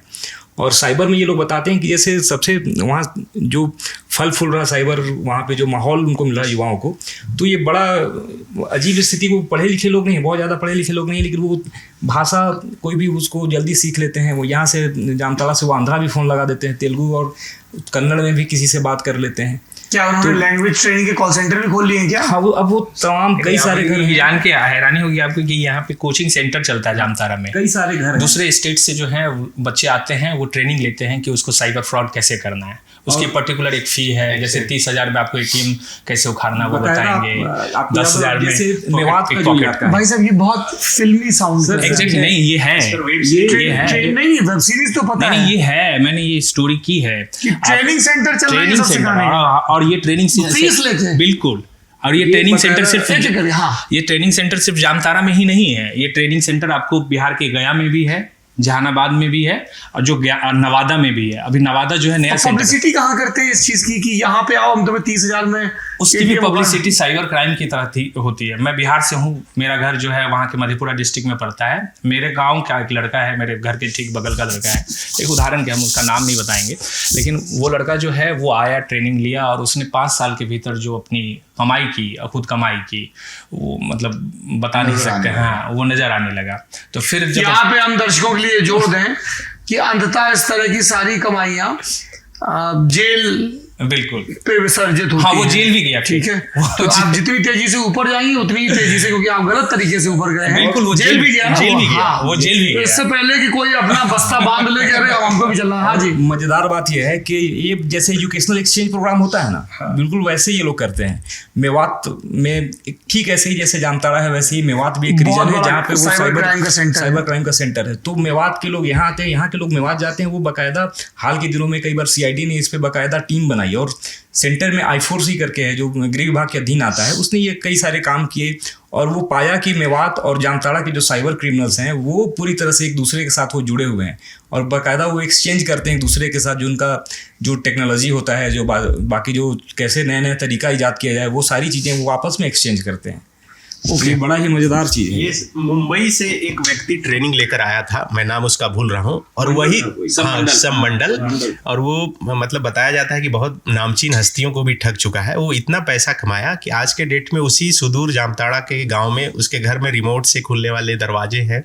जो पुलिस छापा मारने के लिए गए थे वो बताते हैं कि मतलब करोड़ों की संपत्ति से सिर्फ घर में वो काम किया है, और वही पे ट्रेनिंग। सरकारों के पास इतनी शक्तियां होती हैं कि ध्वस्त क्यों नहीं किया जा रहा है एम्पायर? एकदम बिल्कुल बेस्ट ऑफिसर्स तैनात करिए, स्पीड ट्रायल पे डालिए, और इनके लिए अल्टरनेटिव करियर ऑप्शंस करिए, सख्त सजाएं, नजीर, ये सब तो किया जाए। इसमें मैं एक बात बोलना चाहूँगा। पहले तो है कि जब ये शुरुआती दौर में हो रहा था तब वहाँ के जो लोकल पुलिस थे उनकी भी मिली भगत थी। मतलब जामताड़ा के कर्माटाड़ में किसी मीडिया कर्मी की हिम्मत नहीं थी कि वहाँ जाके रिपोर्टिंग कर ले, वही जाते थे जो वहाँ से मिले हुए थे। दूसरी बात, उस समय SN प्रधान जब ये मामला निकलकर सामने आया, ADG थे और वो स्पोक्स पर्सन भी थे, उनसे लंबी इन पर बातचीत हुई थी, तो उन्होंने बताया कि जो ये एक्ट है, ये इस एक्ट में इतनी कमजोरी है, क्योंकि ये लोग कुछ भी करें तो इन पर धारा इतना कमजोर लगता है कि ये छूट कर आ जाते हैं। इसके बाद लेकिन कानून भी बनाना पड़ेगा। इसमें अब अमेंडमेंट हुआ है और अब इन पर कार्रवाई हो रही है, कठोर कार्रवाई। जैसे महाराष्ट्र ने मकोका बनाया है ना। हाँ, क्या बोल रहे थे आप? समीर वानखेड़े के बॉस भी थे उस पर, अभी तो समीर वानखेड़े प्रधान। जी सर, जामताड़ा में कुछ जोड़ना चाहेंगे? बात हो गई। अच्छा, ये लोग क्राइम के एक्सपर्ट हैं। कमर्शियल में आपने माइंस बताया, स्टोन की कोल प्लांट बताया, और दुमका में या देवघर में ये ज्योतिर्लिंग है, इसको लेके कुछ डेवलपमेंट, एयरपोर्ट तो बना है मेरे ख्याल से, एम्स है, एयरपोर्ट है। अभी पूरा जो फोकस है, निशिकांत दुबे जो मौजूदा सांसद है, बीजेपी के प्रत्याशी भी हैं, कि मैंने क्या क्या करवाया। उसमें एयरपोर्ट हो गया, उसमें एम्स हो गया, गुड्डा तक ट्रेनें पहुंची। एम्स ऑपरेशनल है, वो एम्स ऑपरेशनल है, लेकिन बहुत ऑपरेशनल नहीं है। शहर से दूर है, डॉक्टर्स की कमी, सिर्फ ओपीडी के लिए जो है एम्स अभी, लेकिन फिर भी बहुत है, क्योंकि वहाँ के लोगों के लिए जो है वो एक तरह से समझिए तो बड़ा सेंटर हो गया है पूरे। अच्छा, संथाल परगना। ठीक है, तो ये संथाल परगना की बातचीत हो गई। अब आते हैं इस इलाके पे, गिरिडीह, धनबाद में ही वो वासेपुर है जो बहुत मशहूर हो गया फिल्म के बाद, बोकारो, हजारीबाग, ये एरिया क्या कहते हैं? कोयलांचल बोलते हैं, और कोयला राजधानी भी है देश की है धनबाद, वासेपुर के अलावा। कोयलांचल में क्या क्या आता है? ये धनबाद आ गया, बोकारो आ गया, इनफैक्ट गिरिडीह भी, रामगढ़ और रामगढ़, ये पूरा जो पैच है ना। हजारीबाग भी नहीं, हजारीबाग नहीं, ये वाला पैच, ये कोयलांचल है। रामगढ़। तो यहाँ कोयले की खाने बहुत हैं। हाँ, और क्या है? कोयला है और क्राइम है। कोयला है, लोहा है और कोयला क्राइम है है। और क्राइम है, या कोयला है इसलिए क्राइम है? कोयला और क्राइम है। हाँ, कोयला इसलिए भी क्राइम है। कोयला, लोहा और क्राइम। वो एक बड़े चर्चित नेता हुए हैं, पूर्व प्रधानमंत्री चंद्रशेखर के मित्र भी रहे हैं, सिंह मेंशन वाले, सूर्यदेव सिंह, बिल्कुल, वो भी धनबाद से आते हैं। झरिया से है वो, झरिया से वो विधायक रहे थे। जो ये झरिया है धनबाद के अंदर, जो झरिया की आग में है अभी पूरी तरीके से, आधा शहर जो है वो एक तरह क्या है, जरा पता बताइए नहीं झरिया चला। की आग। झरिया की आग बेसिकली क्या है कि मतलब पिछले 10 साल से जो है यहाँ जमीन के भीतर, क्योंकि ये पहले क्या होता था कि अंडरग्राउंड जो है कोल माइनिंग होता था, उसकी वजह से क्या होता था कि मतलब कोयला निकाल लिया और उसको छोड़ दिया, फिर लोग जो है उसमें जाते थे। अभी भी इस तरह से होता है, कई सारे इस तरह के माइंस है जिसमें साइकिलों पे लाद के वो जो विजुअल हम लोग देखते हैं हमारी TV reporting, open cast mining है। Open cast. हाँ, नहीं ये, और उसके बाद क्या हुआ, उसको अगर वहाँ BCCL और जो CCCL है उनको जिस तरीके से, जब भी कोई इस तरह के नाम आए तो पहली बार पूरा नाम बता दें। आप लोग क्योंकि रोज बोलते हो तो आपको लगता है BCCL CCL, ये तो जैसा नहीं, ये जो है भारत कोकिंग कोल लिमिटेड का इलाका है। Bharat coking coal limited, limited, और CCL है central coal field limited. Central coal field limited. हाँ, तो ये जो इलाका है धनबाद का झरिया में आग पिछले 50 सालों से लगी हुई है। धनबाद में जी, अंडरग्राउंड माइनिंग वहाँ पे होती थी। वहाँ पे एक बार एक घटना भी हुई थी, आपको याद होगा, बहुत बड़ी घटना, उस पर पिक्चर बनी थी, काला पत्थर। इसमें जब अंडरग्राउंड माइनिंग में पानी जो घुस गया तो बहुत सैकड़ों की संख्या में मजदूर, अमिताभ बच्चन की, यस शत्रुघ्न सिन्हा, तो ये जो घटना है इसके चलते, लेकिन कोयला मैंने बिल्कुल ढेर पे, आग के ढेर पे पूरा का पूरा शहर बसा है। उसको शिफ्ट करने के लिए एक योजना आयोग में भी योजनाएं बन रही हैं पिछले 20 सालों से, लेकिन अभी तक उसको इम्प्लीमेंट किया नहीं है। नया नाम को बताइए, चरितार्थ कर रहे हैं, योजनाएं में योजनाएं बन रही है, बनती ही जा रही है। परसों आया सर, आप ये मानेंगे नहीं, मैंने मतलब इस जगह पे पिछले 15 साल में कम से कम 10 बार जाके मैंने स्टोरी की है। हाल के दिनों में भी मैं गया था और वही स्थिति है। आप सोच नहीं सकते हैं कि वहाँ लोग जैसे हैं, यहाँ आग लगी हुई है, ये जमीन कब पताल में चला जाएगा लोगों को पता नहीं है, उसके बगल में लोग रह रहे हैं। तो वहाँ तो मतलब तो फिर दीवारें भी तचती होंगी। हाँ बिल्कुल, अब वहाँ क्या है ना, वो गैस निकल रहा है, उसको लोग हमेशा ले रहे हैं। आनंद क्या जोड़ रहे हैं इसमें? मैं इसको रिपोर्ट किया था हमने, तो उसमें एक घटना ये थी कि घर के अंदर मतलब खाट पे वो एक आदमी सोया हुआ था और रात में वो जमीन धसी और जमीन के अंदर चला गया। आसपास के लोगों को पता भी नहीं चला। 2-3 दिन बाद जब थोड़ी सी उसकी बदबू आई लाश की, तब जाके लोग ढूंढने के करे घर में, इस घर से तो आदमी निकला ही नहीं है, इसका जो नाम उसका भूल रहा मैं, फिर खोदा गया, तब जाके उसकी हड्डियां। इस तरह की घटनाएं कई हुई है, ऐसा नहीं कि मतलब जमीन के नीचे आग दहक रही है, जमीन पोली हो रखी है। आप जब वहां जाएंगे तो आपको लगेगा कि हॉलीवुड में कई तरह की फिल्में आती है जो पूरा सब कुछ खत्म हो जाता है, उस तरह का दृश्य रात में कई बार ऐसा दिखता है कि सड़क के किनारे आप गुजर रहे हो, दिखेगा आपको कि वहां से एक मतलब आग का वो निकला हुआ लपट निकल रहा है आग का। तो ये कई जगह पे झरिया में ऐसा दिखता है, रात के अंधेरे में तो बहुत ज्यादा दिखता है, स्पष्ट पता चलता है। तो ऐसा कभी नहीं सरकार ये पूरा शहर एक बार में खाली करवा दें? नहीं हुआ ना, झरिया को करवाया इन्होंने। बेलगड़िया एक जगह है जहाँ पे इन्होंने उस विस्थापित लोगों को बसाने की कोशिश की। तो झरिया क्या है ना, झरिया से लोगों की जीवन भी चलती, कोयला से ही लोग वहाँ पे फिर वहां चले जाते हैं। अब बेलगड़िया गया, वहां से बहुत दूर में उसको बसाया गया, तो अब वहाँ रोजगार है नहीं, ये नहीं है, तो लोग गए भी उसी नहीं। कोयले के लालच में उसके अवैध खनन के लिए वो आते रहे, तो इस वजह से ये चीज जो है कभी खत्म होने वाली है नहीं है वहाँ पे। सरकार ने कोशिश जरूर की थी बेलगरिया में, फ्लैट बना के दिया, लेकिन वो गए नहीं वहाँ पे। ये धनबाद का एक ट्रेंड बदला है डिजिटल मीडिया आने के बाद। धनबाद में एक गांव है बलियापुर, उस बलियापुर में से इस देश के और झारखंड के सबसे बड़े यूट्यूबर रहे हैं, वहाँ से निकल गया है। और आज मनोज डे नाम है उनका, और वो आज के डेट में पूरे बलियापुर में सैकड़ों की संख्या में ऐसे लोग हैं जो हर महीने लाखों करोड़ों रुपए कमा रहे हैं सिर्फ यूट्यूब से। वो पूरी मतलब उस गांव की जो तस्वीर बदल रही है वो सिर्फ यूट्यूब के जरिए लोग घर खरीद रहे हैं, बना रहे हैं। धनबाद की, जो कि आप दिल्ली से आए हैं और लोग ये जानना चाहें, धनबाद में ही की ही एक महिला थी बुधनी मजियाइन। जब राजीव गांधी धनबाद आए थे कभी, तब उन्होंने स्वागत में जो उन्हें माला पहनाया गया तो वो माला खोल के उन्हें बना दिया था। जवाहरलाल नेहरू, सॉरी, हाँ। तो वो अभी भी उनको अपना पति मानती थी। अभी उनका हाल ही में निधन हुआ, मुझे लगता है कि 1-2 महीना जवाहरलाल नेहरू थे।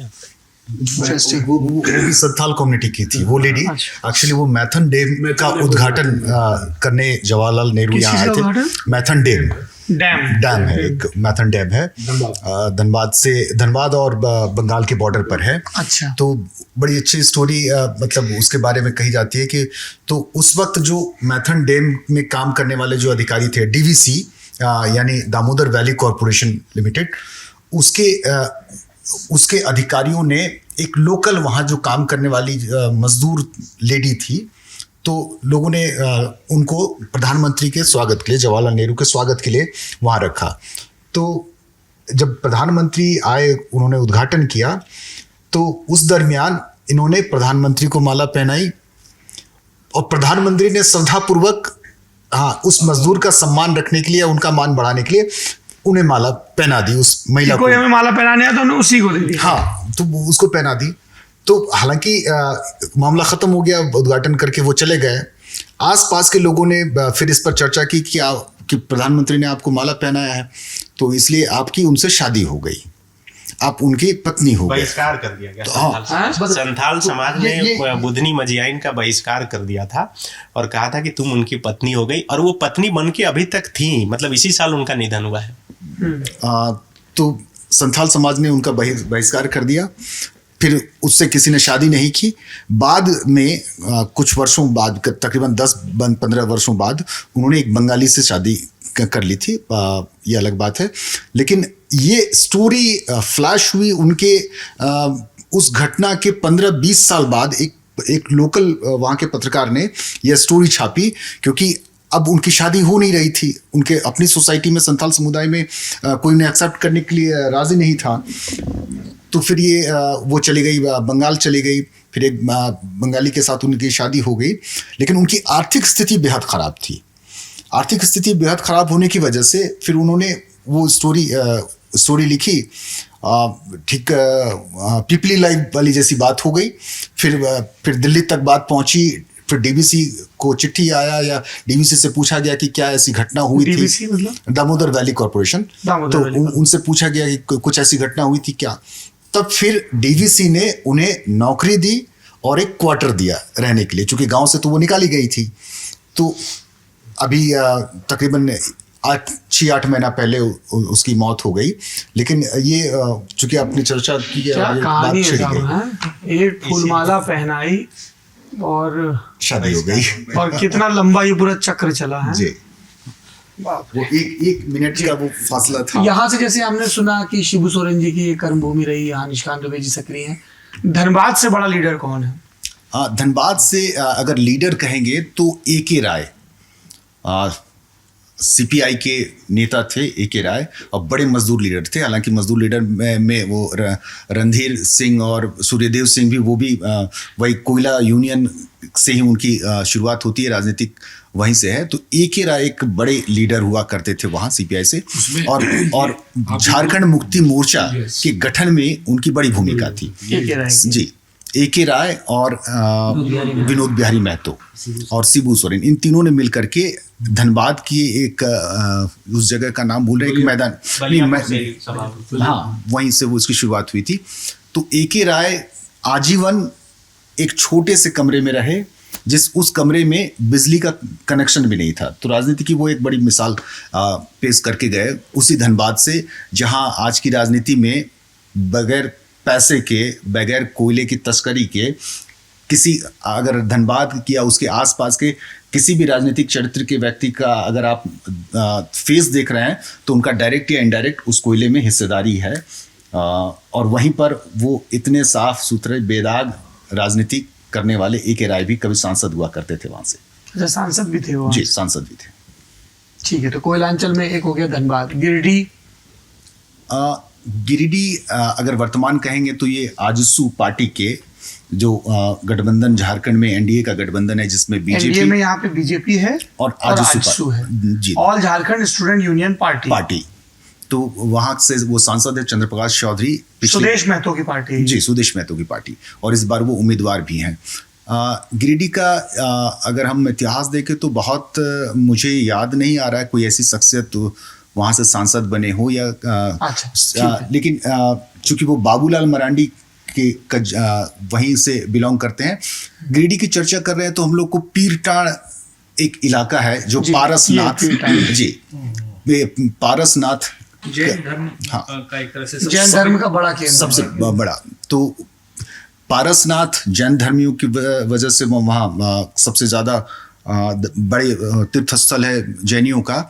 और पारसनाथ के जिस ब्लॉक में आता है वो है पीरटाड़ ब्लॉक।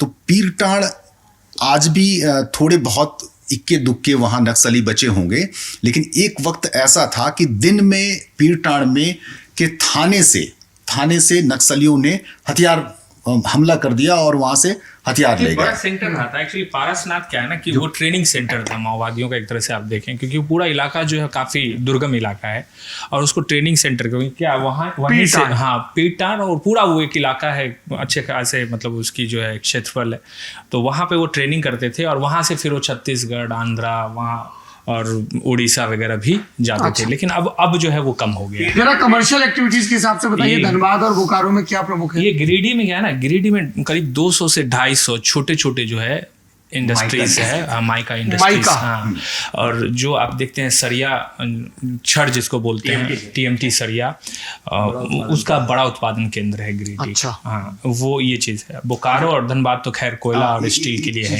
ऐड कर देते हैं वहाँ पर, इसीलिए बोकारो को बोकारो स्टील सिटी बोलते हैं। बोकारो स्टील प्लांट जो है वो एक बड़ा केंद्र है सेल का। लेकिन अभी हाल के दिनों में वो भी जो है एक तरह से ढलान पे ही उसको कहा जा सकता है, steel authority of India limited, बिल्कुल। और सबसे बड़ी बात क्या है कि आप बोकारो शहर को देखें तो प्लान्ड वे में जो शहर बसाए गए थे पंडित जवाहरलाल नेहरू जब एक तरह से रिफॉर्म कर रहे थे, गांधीनगर, भुवनेश्वर, चंडीगढ़। हाँ, तो बोकारो में भी आपको वो चीज महसूस होगा कि मतलब एक अलग तरह से उसको बसाया गया प्लान्ड वे में। जो प्लान सिटी थी जो औद्योगिकीकरण रांची में जैसे HEC का इलाका है, वैसे ही बोकारो में जो सेल का इलाका है, तो वो एक प्लांट शहर की तरह दिखता है।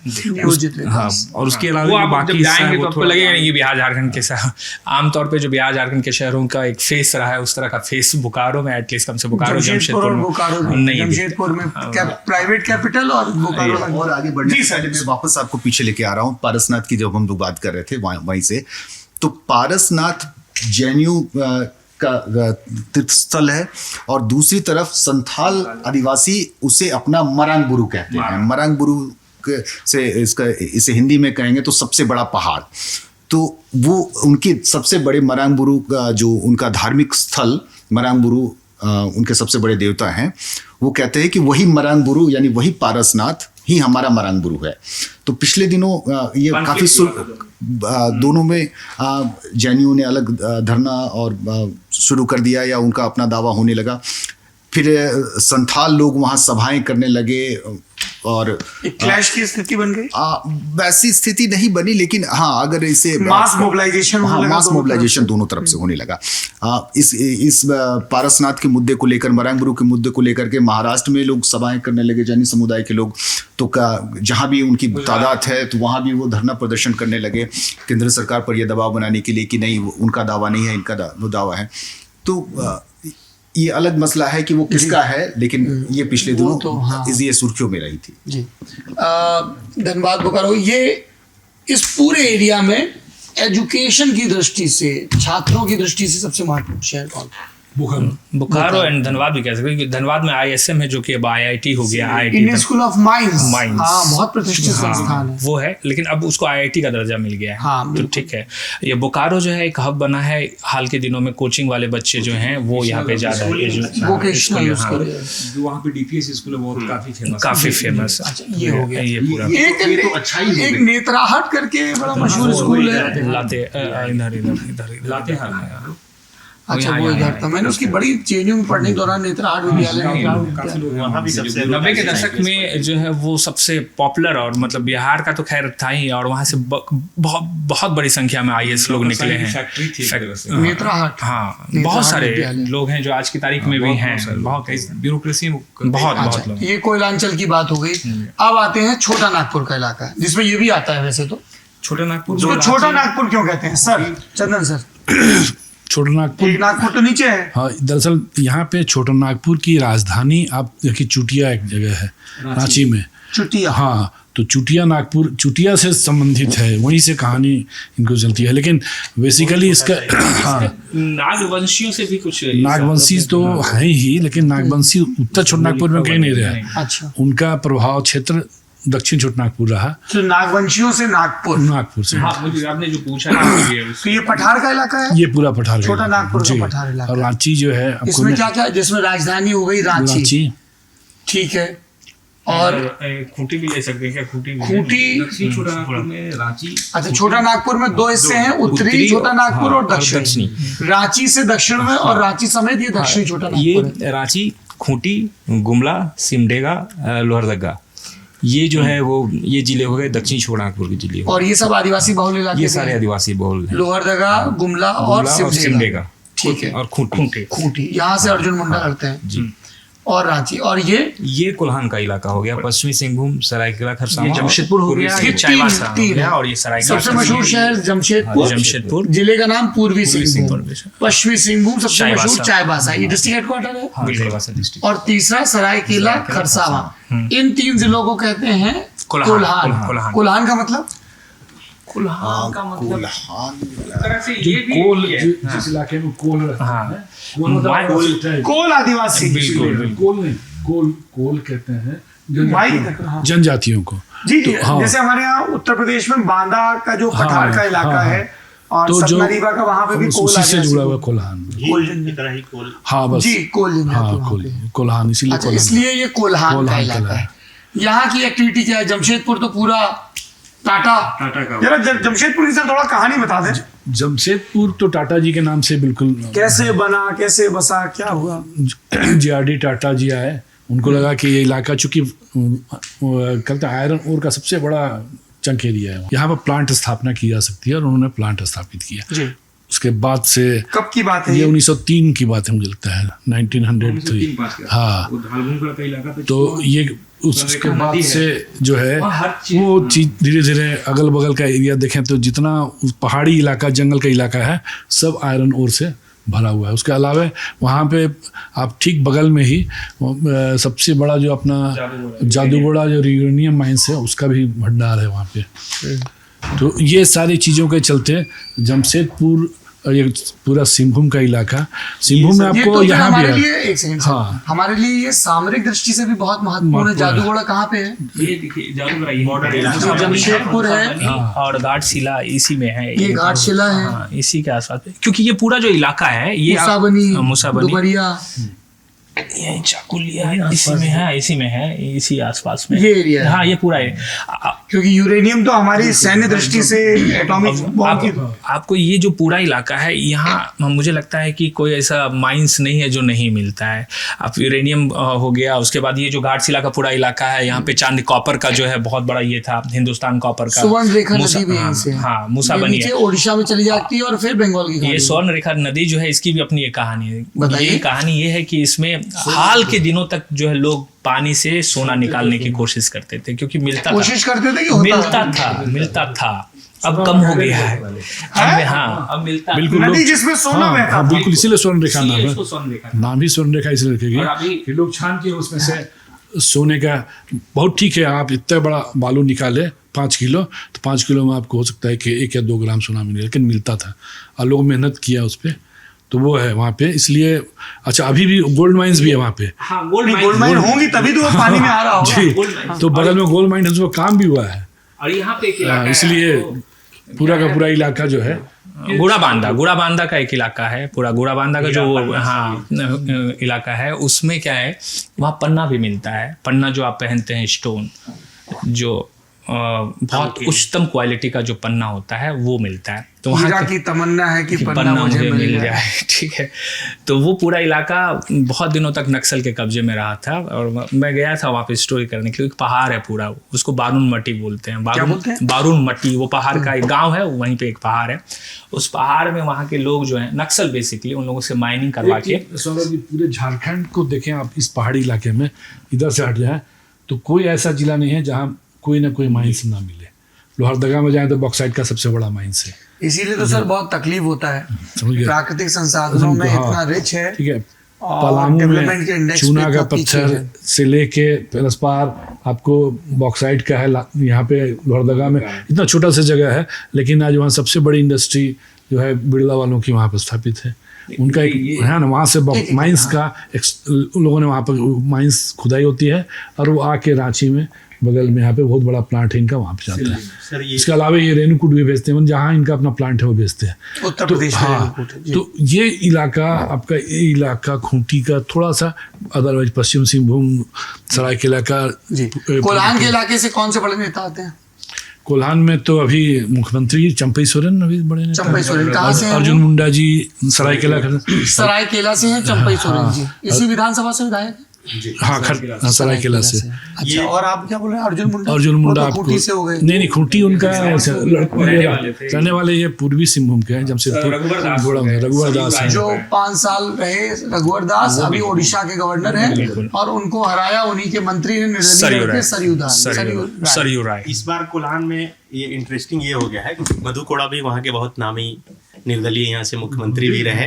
और कहाँ से हैं वो? जमशेदपुर नहीं, ये हाँ, वो निर्दलीय सांसद भी रहे हैं इसी से, सिंहभूम से ही। और इस बार उनकी पत्नी लड़ रही है। पिछली बार वो कांग्रेस में रहकर लड़ी, गीता कोड़ा जीती, और गीता कोड़ा भी हाल ही में बीजेपी में शामिल हो गई, और बीजेपी की उम्मीदवार वो बनी है। तो इस हिसाब से भी वो काफी इंटरेस्टिंग है। और मधु कोड़ा कहाँ है? मधु कोड़ा अभी सपोर्ट कर रहे हैं उन्हें, है के साथ। वो अभी कुछ भी नहीं है, वो चूंकि चुनाव नहीं लड़ सकते नहीं, पर उनके ऊपर तो भ्रष्टाचार के आरोप लगे थे ना। किसी पार्टी में नहीं है, वो पार्टी में नहीं है, लेकिन जेल में है कि बाहर है? वो बाहर है, जमानत पे बाहर है, सजा याफ्ता भी है, इसलिए वो चुनाव नहीं लड़ पाएंगे। सजा याफ्ता, इसीलिए मैंने पूछा। पुलिस के मामले में उनको सजा हुई थी। उसके अलावा चुनाव आयोग 2009 में जब उन्होंने चुनाव लड़ा था, तो वो कुछ ज्यादा पैसे उन्होंने खर्च किए थे, तो उसको लेकर आयोग ने फिर उन पर ये किया था कि आप चुनाव नहीं लड़ सकते। तो वो भी एक मामला था, बाद में उनको सजा हो गई। वो सजा पूरी नहीं हुई क्योंकि वो जमानत पर है। तो और गीता कोड़ा भाजपा से लड़ रहे हैं। कोल्हान की चर्चा कर रहे हैं सर, तो सारंडा की चर्चा करना बहुत जरूरी है। और सारंडा का जो इलाका है, जब ये इस इलाके में है पूरा, और एक तो है कि नक्सल का गढ़ है, दूसरा है कि जयराम रमेश जब मंत्री थे, ग्रामीण विकास मंत्री, वो फोकस करके सारंडा एक्शन प्लान एक चलाए। वहाँ उस समय बहुत काम हुआ। मैं उनका एक बयान देख रहा था, जब 2013 में उन्होंने एक बयान दिया था कि मैं जब मरूं तो मेरा अंतिम संस्कार सारंडा में हो, ये मेरी आखिरी इच्छा है, ऐसा उनका बयान था। चिदम्बरम की सरकार में इसी सारंडा में ऑपरेशन ग्रीन हंट चला, उसमें कहा गया कि देखते ही गोली मारने का ये आदेश दिया गया। तो सारंडा के जो लोग हैं वो पहले भी और आज भी, एक तो नक्सल से लड़ रहे हैं और दूसरा पुलिस से भी लड़ रहे हैं। आप समझिए कि उसी इलाके में कई ऐसी घटनाएं घटी है जिसमें कि पुलिस की गोली से निर्दोष भी मारे गए हैं, क्योंकि देखते ही गोली मारने का आदेश था, उसके बाद फिर वेरीफाई होता कि वो क्या है नहीं है। तो इस हिसाब से उस इलाके में अभी भी ऐसे लोग हैं जिनके पास अपना ज़मीन नहीं है, खुटकट्टी ज़मीन है, और उस हिसाब से उनको ज़मीन का खुटकट्टी एक आदिवासियों में ज़मीन होती है। जैसे कि जो ज़मीन मान लीजिए सरकारी नेचर का है, या फिर जो FRA के तहत फिर बाद में पट्टा दिया जाता है, फॉरेस्ट राइट एक्ट के तहत, कि भाई जंगली ज़मीन है, उस जंगली ज़मीन में आदिवासी अगर अपना खूंटी काट दिया, मतलब निशान लगा दिया, और उस ज़मीन से वो खेती करके खा सकता है। अब समझिए कि आज से बहुत ज़माने पहले जब ज़मीन के कागजात रखने का व्यवस्था नहीं था आदिवासियों के पास, तो बांस की खोली में कागज़ रखते थे। बांस की खोली में रखने से होता क्या था कि दीमक खा लेता था, या फिर वो कागज़ खराब हो जाता था। तो यहाँ जो अभी हेमंत सोरेन की सरकार बनी उसके बाद कई आदिवासियों को उस इलाके में ज़मीन का पट्टा दिया गया। मतलब मैं अगर वहाँ का आदिवासी हूँ, मेरे पास कोई ज़मीन का कागज़ नहीं है, तो सरकार ज़मीन का पट्टा देने का काम की।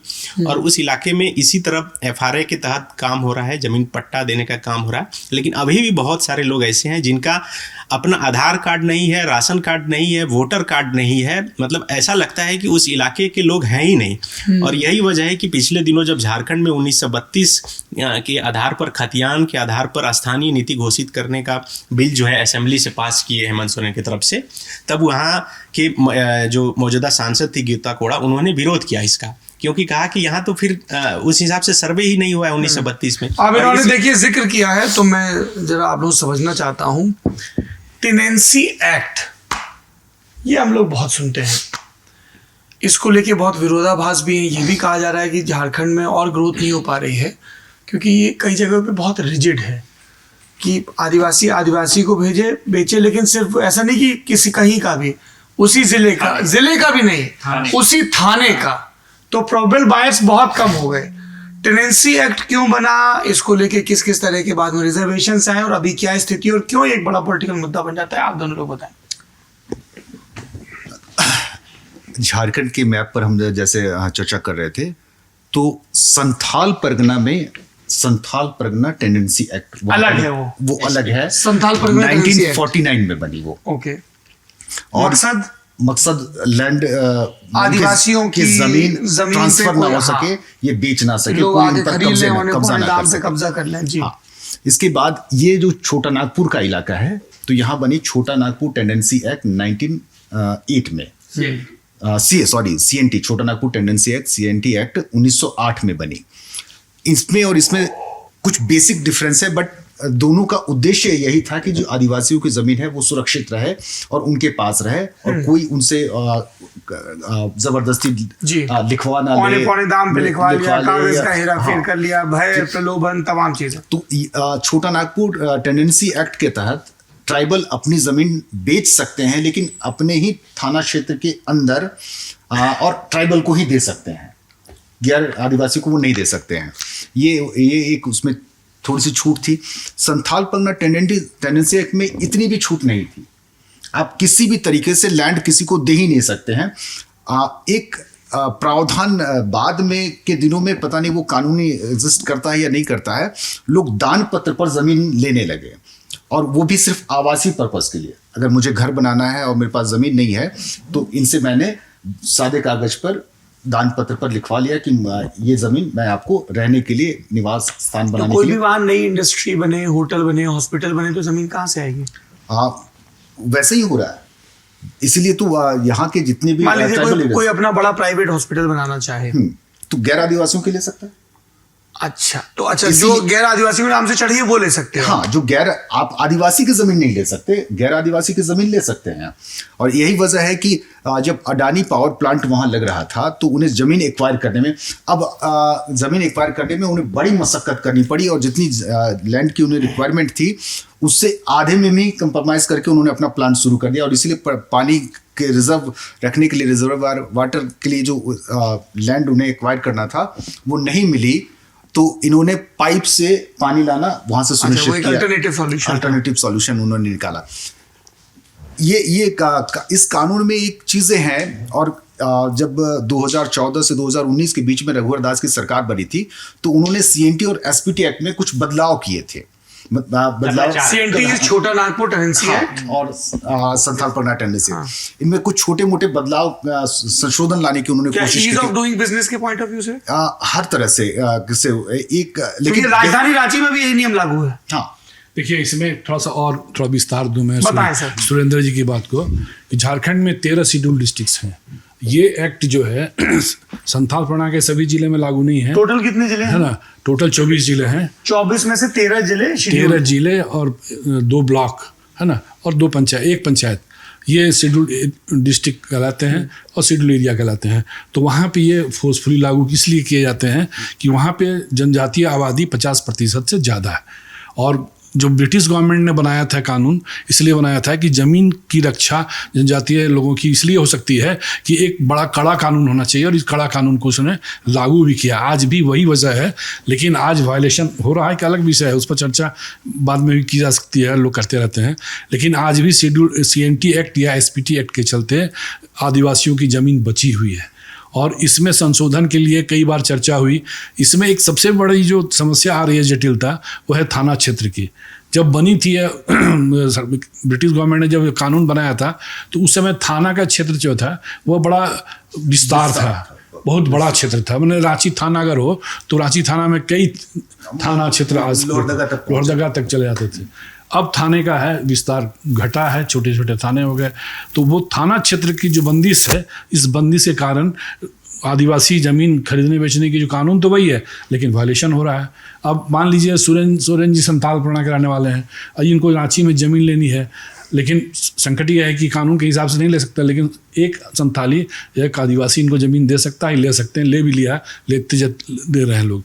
दूसरी बात इन्होंने कही थी कि जो मान लीजिए अस्पताल बनाना हो, स्कूल बनाना हो, कॉलेज बनाना हो, तो ये गिफ्ट डीड से संताली या जो आदिवासी हैं, मुंडा हो, उरा हो, अपनी ज़मीन गिफ्ट डीड से दे सकते हैं।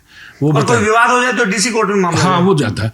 दूसरी बात है कि आज यहाँ पे गिफ्ट डीड किया, यहाँ पे ज़मीन तो कई लोगों ने दे भी दिया, बेच भी दिया, है ना, और उसको फिर होता क्या है, रेगुलराइज करने के लिए एक कोर्ट है, उस कोर्ट में वहाँ पे प्रोड्यूस करना पड़ता है। दोनों पक्ष अगर राजी हैं तो ठीक है, चलो भाई। इस तरह ज़मीन एक बहुत बड़ा इलाका रांची का, कई इलाकों में बसे हुए हैं लोग हैं जो आदिवासी ज़मीन पे हैं। तो ये जटिलताएं हैं। इस पे अगर सरकार कानून बनाए, ऐसा कानून बनाए जिसमें आदिवासियों की ज़मीन सुरक्षित हो, और उनको उनकी ज़मीन अगर ली जाए तो ज़मीन की उचित कीमत मिले, अगर ऐसा कुछ संभव हो सकता है तो कुछ विकास होगा।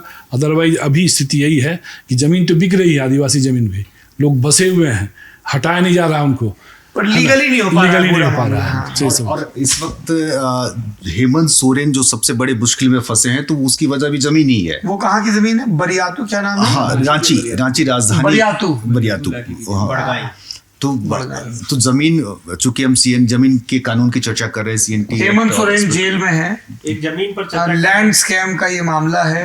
बरियातू में एक ज़मीन बेची गई, फिर उस ज़मीन के एक पुराने मालिक खड़े किए गए ED के आरोप पत्र के मुताबिक, और उसके लिए खूब पीछे जाके समय में भी और सीमा में भी, बंगाल में भी जाके कागज़ों की हेराफेरी की गई। कई असली मालिक, कई नकली मालिक, एक लंबा ये लैंड स्कैम का खेल है।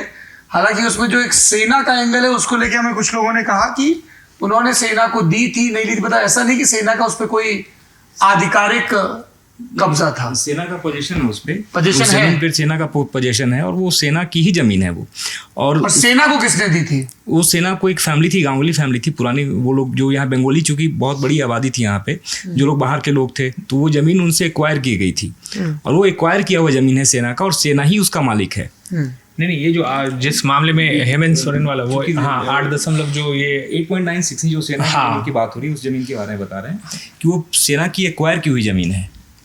उसमें 2 पार्ट था। पहले एक पार्ट वो आया कि उस पार्ट में रेंट मिलता था, लेकिन वो फर्जी डॉक्यूमेंट पे, बाकायदा हाईकोर्ट के आदेश पे उसमें रेंट लिया गया था। ये भी प्रूव हो चुका है ED की जांच में कि हाईकोर्ट ने भी जो आदेश दिया वो फर्जी कागजातों के आधार पर दे दिया।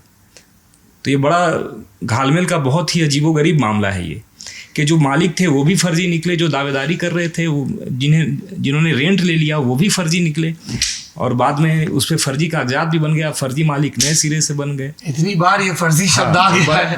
और चूंकि अच्छा, ये बताइए, जैसे बार बार हम लोग इधर पे बात कर रहे हैं संथाल, ये वो, तो ये जो और जनजातियों की बात हम कर रहे थे, जैसे मुंडा और वो सब, उरांव, वो किस इलाके में दिखती है?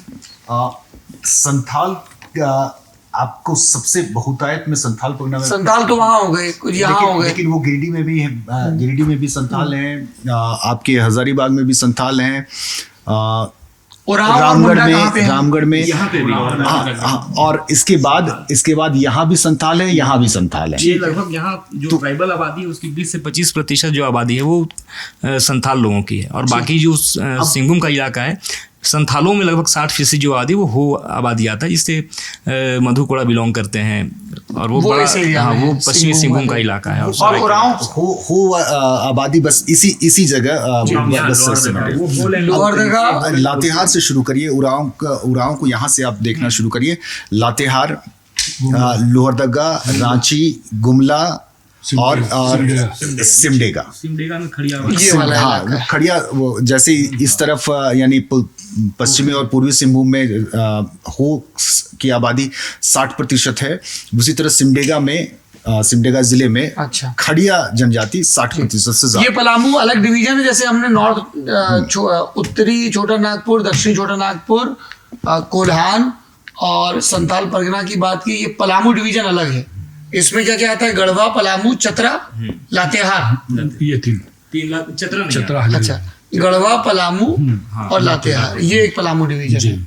और ये वाला इलाका जो है ये आता है साउथ छोटा है, तो सबसे बड़ा एरिया साउथ छोटा नागपुर है उससे। इधर कोल्हान हो गया, अच्छा सॉरी, ये 5, एक रांची, खूंटी, गुमला, लोहरदगा, सिमडेगा, ये दक्षिणी छोटा नागपुर है, ये कोल्हान है, ये उत्तरी छोटा नागपुर है, ये संथाल है, और ये 3 जिले पलामू है, गढ़वा, पलामू और लातेहार। एक नक्सल एक्टिविटी सबसे ज्यादा कहाँ पे है अभी? सिंहभूम में, और इधर लातेहार तरफ भी थी पहले की तरफ में छोटे पहले ज्यादा थी, पहले बहुत ज्यादा थी, क्योंकि वो जो पूरा इलाका है इनको गढ़वा के बाद बलरामपुर से जुड़ा हुआ था, वो इलाका में। हाँ वो पूरा पैच जो था वो गढ़वा से यहाँ से ऊपर इधर जो उत्तर प्रदेश में सोनभद्र जिला पड़ता है, यहाँ भी एक्टिविटी थी पहले, एक्टिविटीज थी। इधर औरंगाबाद गया वाले एरिया में भी नक्सली एक्टिविटी थी। जो 70 के दशक में जब यहाँ पे नक्सल का जब एक तरह से विस्तार हुआ नक्सलवाड़ी आंदोलन के बाद, तो सबसे ज़्यादा जो उसमें प्रभावित इलाका था वो गिरिडीह का इलाका था। महाजनी आंदोलन उस समय शुरू हुआ गिरिडीह की तरफ से, लालखंड उस समय एक आंदोलन था वो चला था। बाद में वो पलामू की तरफ में, चूँकि ज़मींदार ज़्यादा थे उनके पास में, तो वो जो इलाके थे, गिरिडीह का इलाका था, पलामू में ज़मींदारी की प्रथा थी, तो वो उधर ज़्यादा विस्तार हुआ। बाद में वो ट्राइबल के उसमें जो आबादी है, जो खासकर जो सारंडा वगैरह का इलाका है, वहाँ वो बाद में आया 2000 के आसपास में, इस क्षेत्र में उसका प्रभाव बढ़ा। लेकिन शुरुआत जो है वो गिरिडीह से, पलामू से और औरंगाबाद जो बिहार का जो इलाका है, बिहार से सटा हुआ इलाका है, औरंगाबाद और गया का, और ये चतरा का भी जो पार्ट है, वो जो गया से सटा हुआ है, तो ये पूरा नक्सल का इलाका था। वो सब 12 चट्टी और यहाँ सब तो बड़ा, तो वो सारे नक्सल क्षेत्र थे जी। और बाद में अब जो है, चूंकि जो सनी ने जिक्र भी किया कि नक्सल को लेके सरंडा एक्शन प्लान चला, तो वो सरंडा एक्शन प्लान तो था ही, उसके अलावा अलग अलग एक्शन प्लान थे माओवादियों के। मुझे बस ये बताइए, यहाँ पे क्या खेती, कमर्शियल एक्टिविटी क्या होती है? हमने कमर्शियल एक्टिविटी बात की, खेती के हिसाब से मैं वही बता रहा था सौरभ जी। ये लोहरदगा में भी, जैसे कि हम लोग जनजाति पर बात कर रहे थे, तो लोहरदगा में एक असुर जनजाति के लोग रहते थे। पूरे विश्व में यहाँ पर खुद से वो लोहा गलाकर यहाँ से सप्लाई करते थे, इसलिए लोहरदगा नाम, इसलिए उसका नाम लोहरदगा पड़ा। लेकिन आज के डेट में उसी असुर जनजाति की स्थिति बहुत खराब है और उस पर कोई फोकस करके काम नहीं हो रहा है। जो अभी अति पिछड़ी जनजाति की चर्चा करते हैं, यहाँ पर इस बात को लेकर भी धीरे धीरे आवाज़ें उठ रही है कि अगर किसी एंग्लो इंडियन को यहाँ पर मनोनीत विधायक किया जा सकता है, तो क्यों नहीं अति जो पिछड़ी जनजाति है उससे भी एक मनोनीत किया जाए, क्योंकि उनकी संख्या बहुत है। 81 विधायक चुन के आते हैं, एक विधायक को नियुक्त किया जाता है जो एंग्लो इंडियन समाज से आते हैं, टोटल फिर 82 हो जाते हैं। अब तक रहा, इसलिए इन्होंने ये जिक्र किया। हाँ, अब तक रहा। इस बार जो है इसको कैबिनेट से और असेंबली से शायद खत्म कर दिया गया, शायद नहीं कह सकते हैं सर, इट्स अ पॉलिटिकल मास, खत्म कर दिया, खत्म कर। हाँ, यहाँ एक चीज हम बताना चाहेंगे, थोड़ा समय का भी ध्यान बिल्कुल सौरभ जी, आपने जो बोला था, मतलब कि दुख होता है झारखंड को लेके कि झारखंड में इतना सब कुछ है, सर हर पिछड़े इलाके देख के, लेकिन देखिए होता क्या है ना कि जब गवर्नमेंट इम्प्लीमेंट नहीं करती है अपनी सारी चीजों को, तो लोग तलाश लेते हैं। जो आपने बोला खेती के बारे में, आपने जो बात कही है, आज की तारीख में झारखंड जो है अफीम का एक बड़ा हब बन गया है। यहाँ बड़े पैमाने पे इलीगल बड़े पैमाने पे, यहाँ इनफैक्ट आप रांची में है, रांची में भी मतलब अफीम की खेती बड़े पैमाने पे होती है। रांची में अफीम की खेती रांची में होती है, खूंटी में होती है, लातेहार में होती है, चतरा तो एक बड़ा सेंटर है। और यहाँ जो ब्राउन शुगर बनता है बाजाबता, एक जो मैन्युफैक्चर, ब्राउन शुगर, ब्राउन ये तो पता है कोई नशीला पदार्थ होता है। बिल्कुल, वो ड्रग्स में आता है और हाई क्वालिटी जैसा दिखता है, और बिल्कुल जो आप फिल्मों में देखते हैं उसको पाउडर टाइप का जो होता है वही है ब्राउन शुगर, उसको बोलते हैं सूखा नशा जिसको बोलते हैं। और ये एक बड़ा सेंटर है आज की तारीख में, चतरा सबसे बड़ा सेंटर है। और यहाँ से सिर्फ आप इंडिया में ही नहीं, यहाँ से आपको थाईलैंड, ये जो रूट है, ये रूट आपको नॉर्थ ईस्ट होते हुए म्यांमार और थाईलैंड वाला रूट जो है उसमें जाता है। क्योंकि आप झारखंड को जब आप देखिए आप जो बोल रहे थे कि दुख होता है, तो इन्होंने अपना जो है खेती की जगह पे ये तलाश लिया है। ये 3 महीने खेती करते हैं। अदरवाइज खेती क्या होती है? धान है, एक फसल होता है यहाँ पे। अच्छा, हाँ, वो भी सारे इलाकों में नहीं यहाँ होता। दामोदर वैली है, यहाँ इतनी जगह जगह वाटर बॉडीज, यहाँ सुवर्णरेखा नदी दिख रही है, तो नहीं सर, इसमें अच्छा, तो बीच में तो रेन फॉरेस्ट एरिया पड़ जाता होगा। हाँ, ये पलामू का इलाका, ये रेन फॉरेस्ट वाला एरिया है, तो यहाँ बारिश की बहुत कमी है। इस एक चीज़ मज़ेदार जो आपको बता दूं पूरे संदर्भ में, आपने खेती की चर्चा की है, तो झारखंड में धान की फसल मुख्य फसल है। उसके अलावा अलग अलग पॉकेट में कहीं पे तिलहन है, कहीं दलहन है, हो जाता है। लेकिन झारखंड में जो हमारा पश्चिम सिंहभूम का इलाका है, वहाँ एक प्रोजेक्ट चल रहा है, बिहार के समय से प्रोजेक्ट है ये, उसको कहते हैं चांडिल डैम का प्रोजेक्ट है, स्वर्णरेखा परियोजना। इसमें न जाने कितने इंजीनियर अफसर जो है माला माल हो गए हम, करोड़पति। प्रोजेक्ट आज तक पूरा कंप्लीट नहीं हुआ। उड़ीसा के साथ तो अब गिव अप कर दिया है या नहीं, अभी स्टिल गोइंग ऑन, चल ही रहा है। उस प्रोजेक्ट में क्या बोलते हैं? चांडिल, ये स्वर्णरेखा चांडिल परियोजना है, स्वर्णरेखा बहुउद्देशीय परियोजना है। स्वर्णरेखा। हाँ। और मजेदार बात ये है, जो अभी ईडी जो कार्रवाई कर रही है, उसी के इंजीनियर थे वीरेंद्र राम, और उसी परियोजना का सिंचाई में वो शिकायत आई है, तो वही फिर छापा पड़ा। और ये जो आलमगीर आलम, तो वही जो इंजीनियर साहब वाला छापा उसी से वही जो इंजीनियर साहब है उस प्रोजेक्ट में थे, लंबे समय तक रहे थे, और उन्होंने खूब पैसा बनाया। उसमें ईडी बकायदा उसने चार्जशीट में मेंशन भी किया। क्या है, हम लोग रांची में बैठे हैं, और धीरज साहू है, क्या नाम है? धीरज साहू, कांग्रेस के राज्यसभा सांसद। बिल्कुल। तो कितना मिला था? 300 करोड़, तकरीबन 400 करोड़। 354 करोड़। ठीक ठीक लगा। ये कितना था? 354 करोड़। ये किसने कंफर्म किया कि 354 करोड़ है? उसमें बकायदा रिलीज आया था बाद में, जो डिपार्टमेंट है उसका रिलीज आया था, उसमें 354 करोड़ का जिक्र है। 4 करोड़ का उसमें मेंशन किया हुआ काउंटिंग के बाद। तो उसमें इनकम टैक्स है, उसमें ईडी नहीं है अभी तक? नहीं, उन्होंने हिसाब दे दिया। नहीं, हिसाब नहीं दिया। उसमें ईडी के सामने प्रॉब्लम यह है कि वो जब तक प्रिडिकेट ऑफेंस उसको नहीं मिलेगा, वो शेड्यूल ऑफेंस थोड़ा ये समझा दीजिए, महत्वपूर्ण बिंदु है। ईडी जब भी कोई जांच करती है तो उसके लिए जरूरी है कि कोई एफआईआर पहले से कोई एफआईआर हो, किसी भी एजेंसी में दर्ज हो, उसी के आधार पर ईडी आएगी। और देखिए जैसे ये 354, जैसे ये जो हेमंत सोरेन वाला मामला है, ये जो जमीन वाला मामला है, इसमें रांची म्यूनिसिपल कॉर्पोरेशन ने एक एफआईआर कर रखी थी उस जमीन के होल्डिंग को लेके, जब उनको कुछ फर्जी कागज मिले। बिल्कुल। तो एक एफआईआर होना चाहिए। तो धीरज साहू के खिलाफ कोई मामला सीधे तौर पर अब तक दर्ज नहीं था, या वो दर्ज नहीं है इस तरह का मामला, तो ये एक एजेंसी के सामने, ईडी के सामने ये परेशानी आ रहा है। आयकर के मामले में आपको याद होगा छत्तीसगढ़ में केस हुआ था शराब वाला, जो शराब घोटाला, जिसको बाद में अभी कुछ दिनों पहले उसको सुप्रीम कोर्ट ने ये खारिज कर दिया कि इसमें कोई मामला दर्ज नहीं है, और आयकर की धाराओं पर हम जो है वो शेड्यूल ऑफेंस की जांच नहीं कर सकते, ईडी उनकी जांच नहीं कर सकती है। तो यही मामला इसमें ईडी के सामने आ रहा है, 354 करोड़ की बरामदगी के मामले में। बाकी अपना जो हिसाब किताब है, फाइन है, वो एक लंबा प्रोसेस है जिसमें इनकम टैक्स अपना भी काम कर रहा है। ठीक है सर, अब क्विकली, बिल्कुल, we have 15 minutes max. Hot seats, VIP seats, close contest कहाँ पे? एक खूंटी, अर्जुन मुंडा वर्सेस कालीचरण मुंडा। किस पार्टी से हैं? कालीचरण मुंडा कांग्रेस से हैं, और पिछली बार जो इनकी लड़ाई हुई थी वो सिर्फ 1445 वोट से मुंडा वहां जीते थे। अर्जुन मुंडा जी, हाँ, मुंडा जीते थे। इसमें एक इंटरेस्टिंग फैक्ट ये है, अर्जुन मुंडा के सामने जो कालीचरण मुंडा है वो पूर्व मंत्री नीलकंठ सिंह मुंडा के भाई हैं, जो बीजेपी में नीलकंठ सिंह मुंडा है विधायक खूंटी के बीजेपी के विधायक, उनके बेटे हैं ये? नहीं, भाई, उनके भाई हैं। अच्छा, भैया भाजपा में हैं और एक भैया भाजपा के मंत्री को चुनौती दे रहे हैं कांग्रेस में। दूसरा ये खूंटी की सीट हो गई। चाईबासा में भी जो अभी गीता कोड़ा है यहाँ पे, सीट का नाम तो सिंहभूम है ना? हाँ, सिंहभूम है। हाँ, सिंहभूम। गीता कोड़ा भाजपा से, पिछली बार कांग्रेस से जीती थी। और जोआ मांझी हैं, जो झारखंड मुक्ति मोर्चा से हैं, मंत्री रही हैं। ये एक दूसरी महत्वपूर्ण। जमशेदपुर में कह सकते हैं, लेकिन जमशेदपुर में कैंडिडेट जो है यहाँ से विद्युत वरण महतो बीजेपी के हैं। ये जमशेदपुर जो है यहाँ से विद्युत वरण महतो हैं, 3rd टाइम जो है। यहाँ वो कांग्रेस के क्या नाम था जो पहले आईटीएस थे? अजय कुमार वो भी यहाँ सांसद रहे। अब नहीं लड़ते हैं। वो झारखंड विकास मोर्चा से बने थे, जो बाबूलाल मरांडी की पार्टी। 2011 में चुनाव हुआ था, उस समय वो बने थे, सांसद बने थे। लेकिन बाद में चूंकि वो अभी सेंट्रल पॉलिटिक्स में है और तेलंगाना वगैरह के वो प्रभारी रहे थे वो, तो इसलिए वो अभी लोकल पॉलिटिक्स में और खासकर जमशेदपुर में एक्टिव नहीं। मिस कर रहे हैं हम लोग, क्योंकि ये भाजपा की पूरी लड़ाई झारखंड में इस बार भ्रष्टाचार के मुद्दे को लेकर है। जिस तरह से हेमंत सोरेन पर कार्रवाई हुई। लेकिन गीता कोड़ा मधु कोड़ा की पत्नी है। मधु कोड़ा पहले से ही एक भ्रष्टाचार का चेहरा बनाने की कोशिश की कोल स्कैम में सजा गई। याफ्ता इधर से है। पूछा जा रहा है कि आप भ्रष्टाचार के खिलाफ लड़ रहे हैं, लेकिन उसी मधु गीता कोड़ा को बदल- लड़ा रहे हैं। गीता कोड़ा क्या को सफाई कैसे दे रही है भाजपा? भाजपा सफाई दे रही है कि पति और पत्नी दोनों अलग हो सकते हैं। मधु कोड़ा के ऊपर आरोप है, जबकि जिस दिन गीता कोड़ा बीजेपी में शामिल हो रही थी उस दिन मधु कोड़ा सामने मंच पर गीता कोड़ा बैठी थी और इधर कुर्सी पर मधु कोड़ा तो बैठी जाहिर सी बात है, पॉलिटिकल कैपिटल तो एक ही है। ठीक है, यहाँ पे कौन सी इंटरेस्टिंग सीट है? दुमका। सीता सोरेन भाजपा से चुनाव लड़ रही हैं। शिबू सोरेन वो के बड़ा महत्वपूर्ण बड़े है। बेटे जिनका देहांत हो चुका है, दुर्गा सोरेन, उनकी पत्नी। हाँ, वो महत्वपूर्ण सीट इसलिए होगी कि उसमें सीता सोरेन को दोनों चीज़ बचाना है।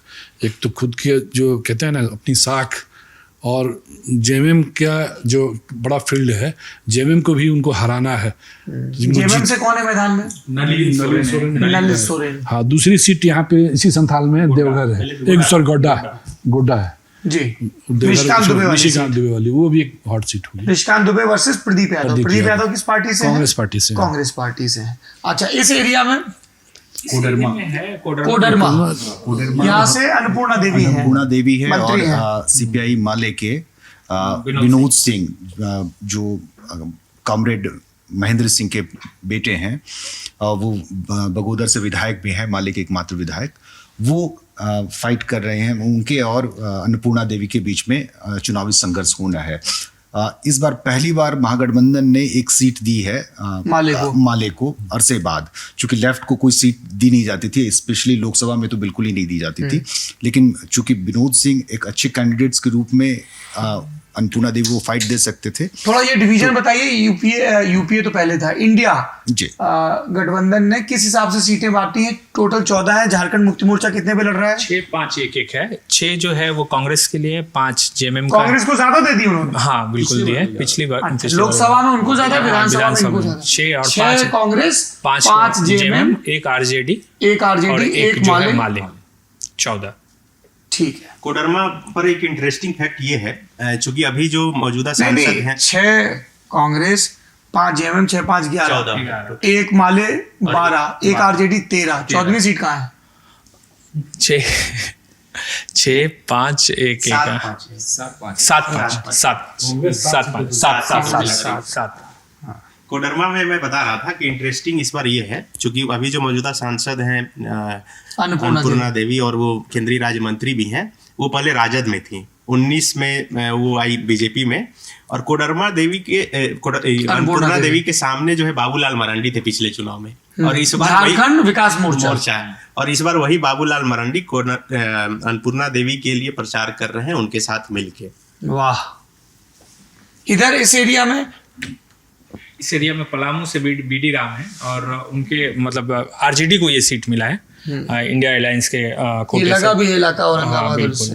तो ममता भुइयां है यहाँ जो आरजेडी से चुनाव लड़ रही हैं। पलामू में ये अच्छा, बस अब ये सीटें तो यही है ना, यही भी सीटें। अच्छा, अब बस इतना बता दीजिए कि अगर मैं लोकसभा चुनाव के बाद आऊंगा तो मुख्यमंत्री की तख्ती चंपई सोरेन के बंगले के बाहर टंगी रहेगी, या जो उपचुनाव हो रहा है एक विधानसभा का, कौन सी सीट है? गांडे, इस्तीफा दिया था सरफराज अहमद ने, वो बनेंगे, या बसंत सोरेन भी तैयारी कर रहे हैं कि विशोम गुरु का बड़ा बेटा नहीं तो छोटा बेटा? चल क्या रहा है? हर कोई यही पूछ रहा है मुख्यमंत्री कब तक रहेंगे। और चंपई सोरेन अपनी भी एक टीम बिल्ड करने की कोशिश कर रहे हैं, उनकी एक अलग स्टाइल है काम करने की। ये भी बताया मुझे लोगों ने कि जो हेमंत सोरेन के दौर में जिन लोगों को बहुत प्रोमिनेंस मिला था, ऐसा नहीं कि सबकी राजनीतिक ताकत इंक्लूडिंग ब्यूरोक्रेट्स जो की त्यों बरकरार है। क्या चल रहा है सर? मुझे लगता है कि हम जितने साथी यहाँ पत्रकार झारखंड के बैठे हुए हैं, इसमें से कोई ठोक के एकदम खम के साथ कह नहीं सकता कि क्या होगा।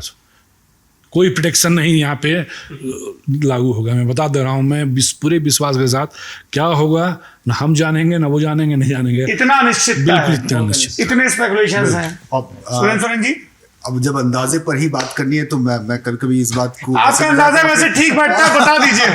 तो मुझे लगता है कि मैंने कहा कि कहीं चंपई सोरेन वो झारखंड के जीतन राम मांझी ना बन जाए जैसा बिहार में हुआ था।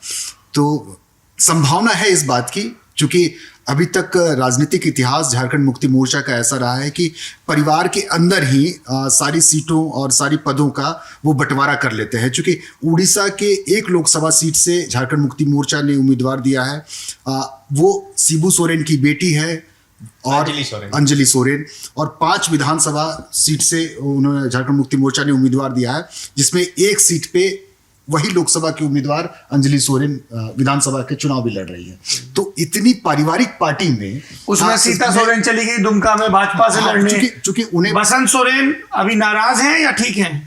अभी तो मंत्री बना दिए गए हैं। अभी जैसा एक पिछले 1-1.5 महीने में उनका हाव भाव नजर आ रहा है, तो मुझे नाराजगी नहीं दिख रही है और कार्यक्रमों में वो साथ में नजर भी आ रहा है। आपको भारी भरकम पोर्टफोलियो दिख रहा है? क्या क्या है? PWD है, आएंगे PWD, रोड कंस्ट्रक्शन, मुझे वाटर वर्क्स भी है, मुझे संसाधन है। हाँ वाटर वर्क्स भी जी। हाँ, इसमें बसंत सोरेन परिवार में क्या है ना कि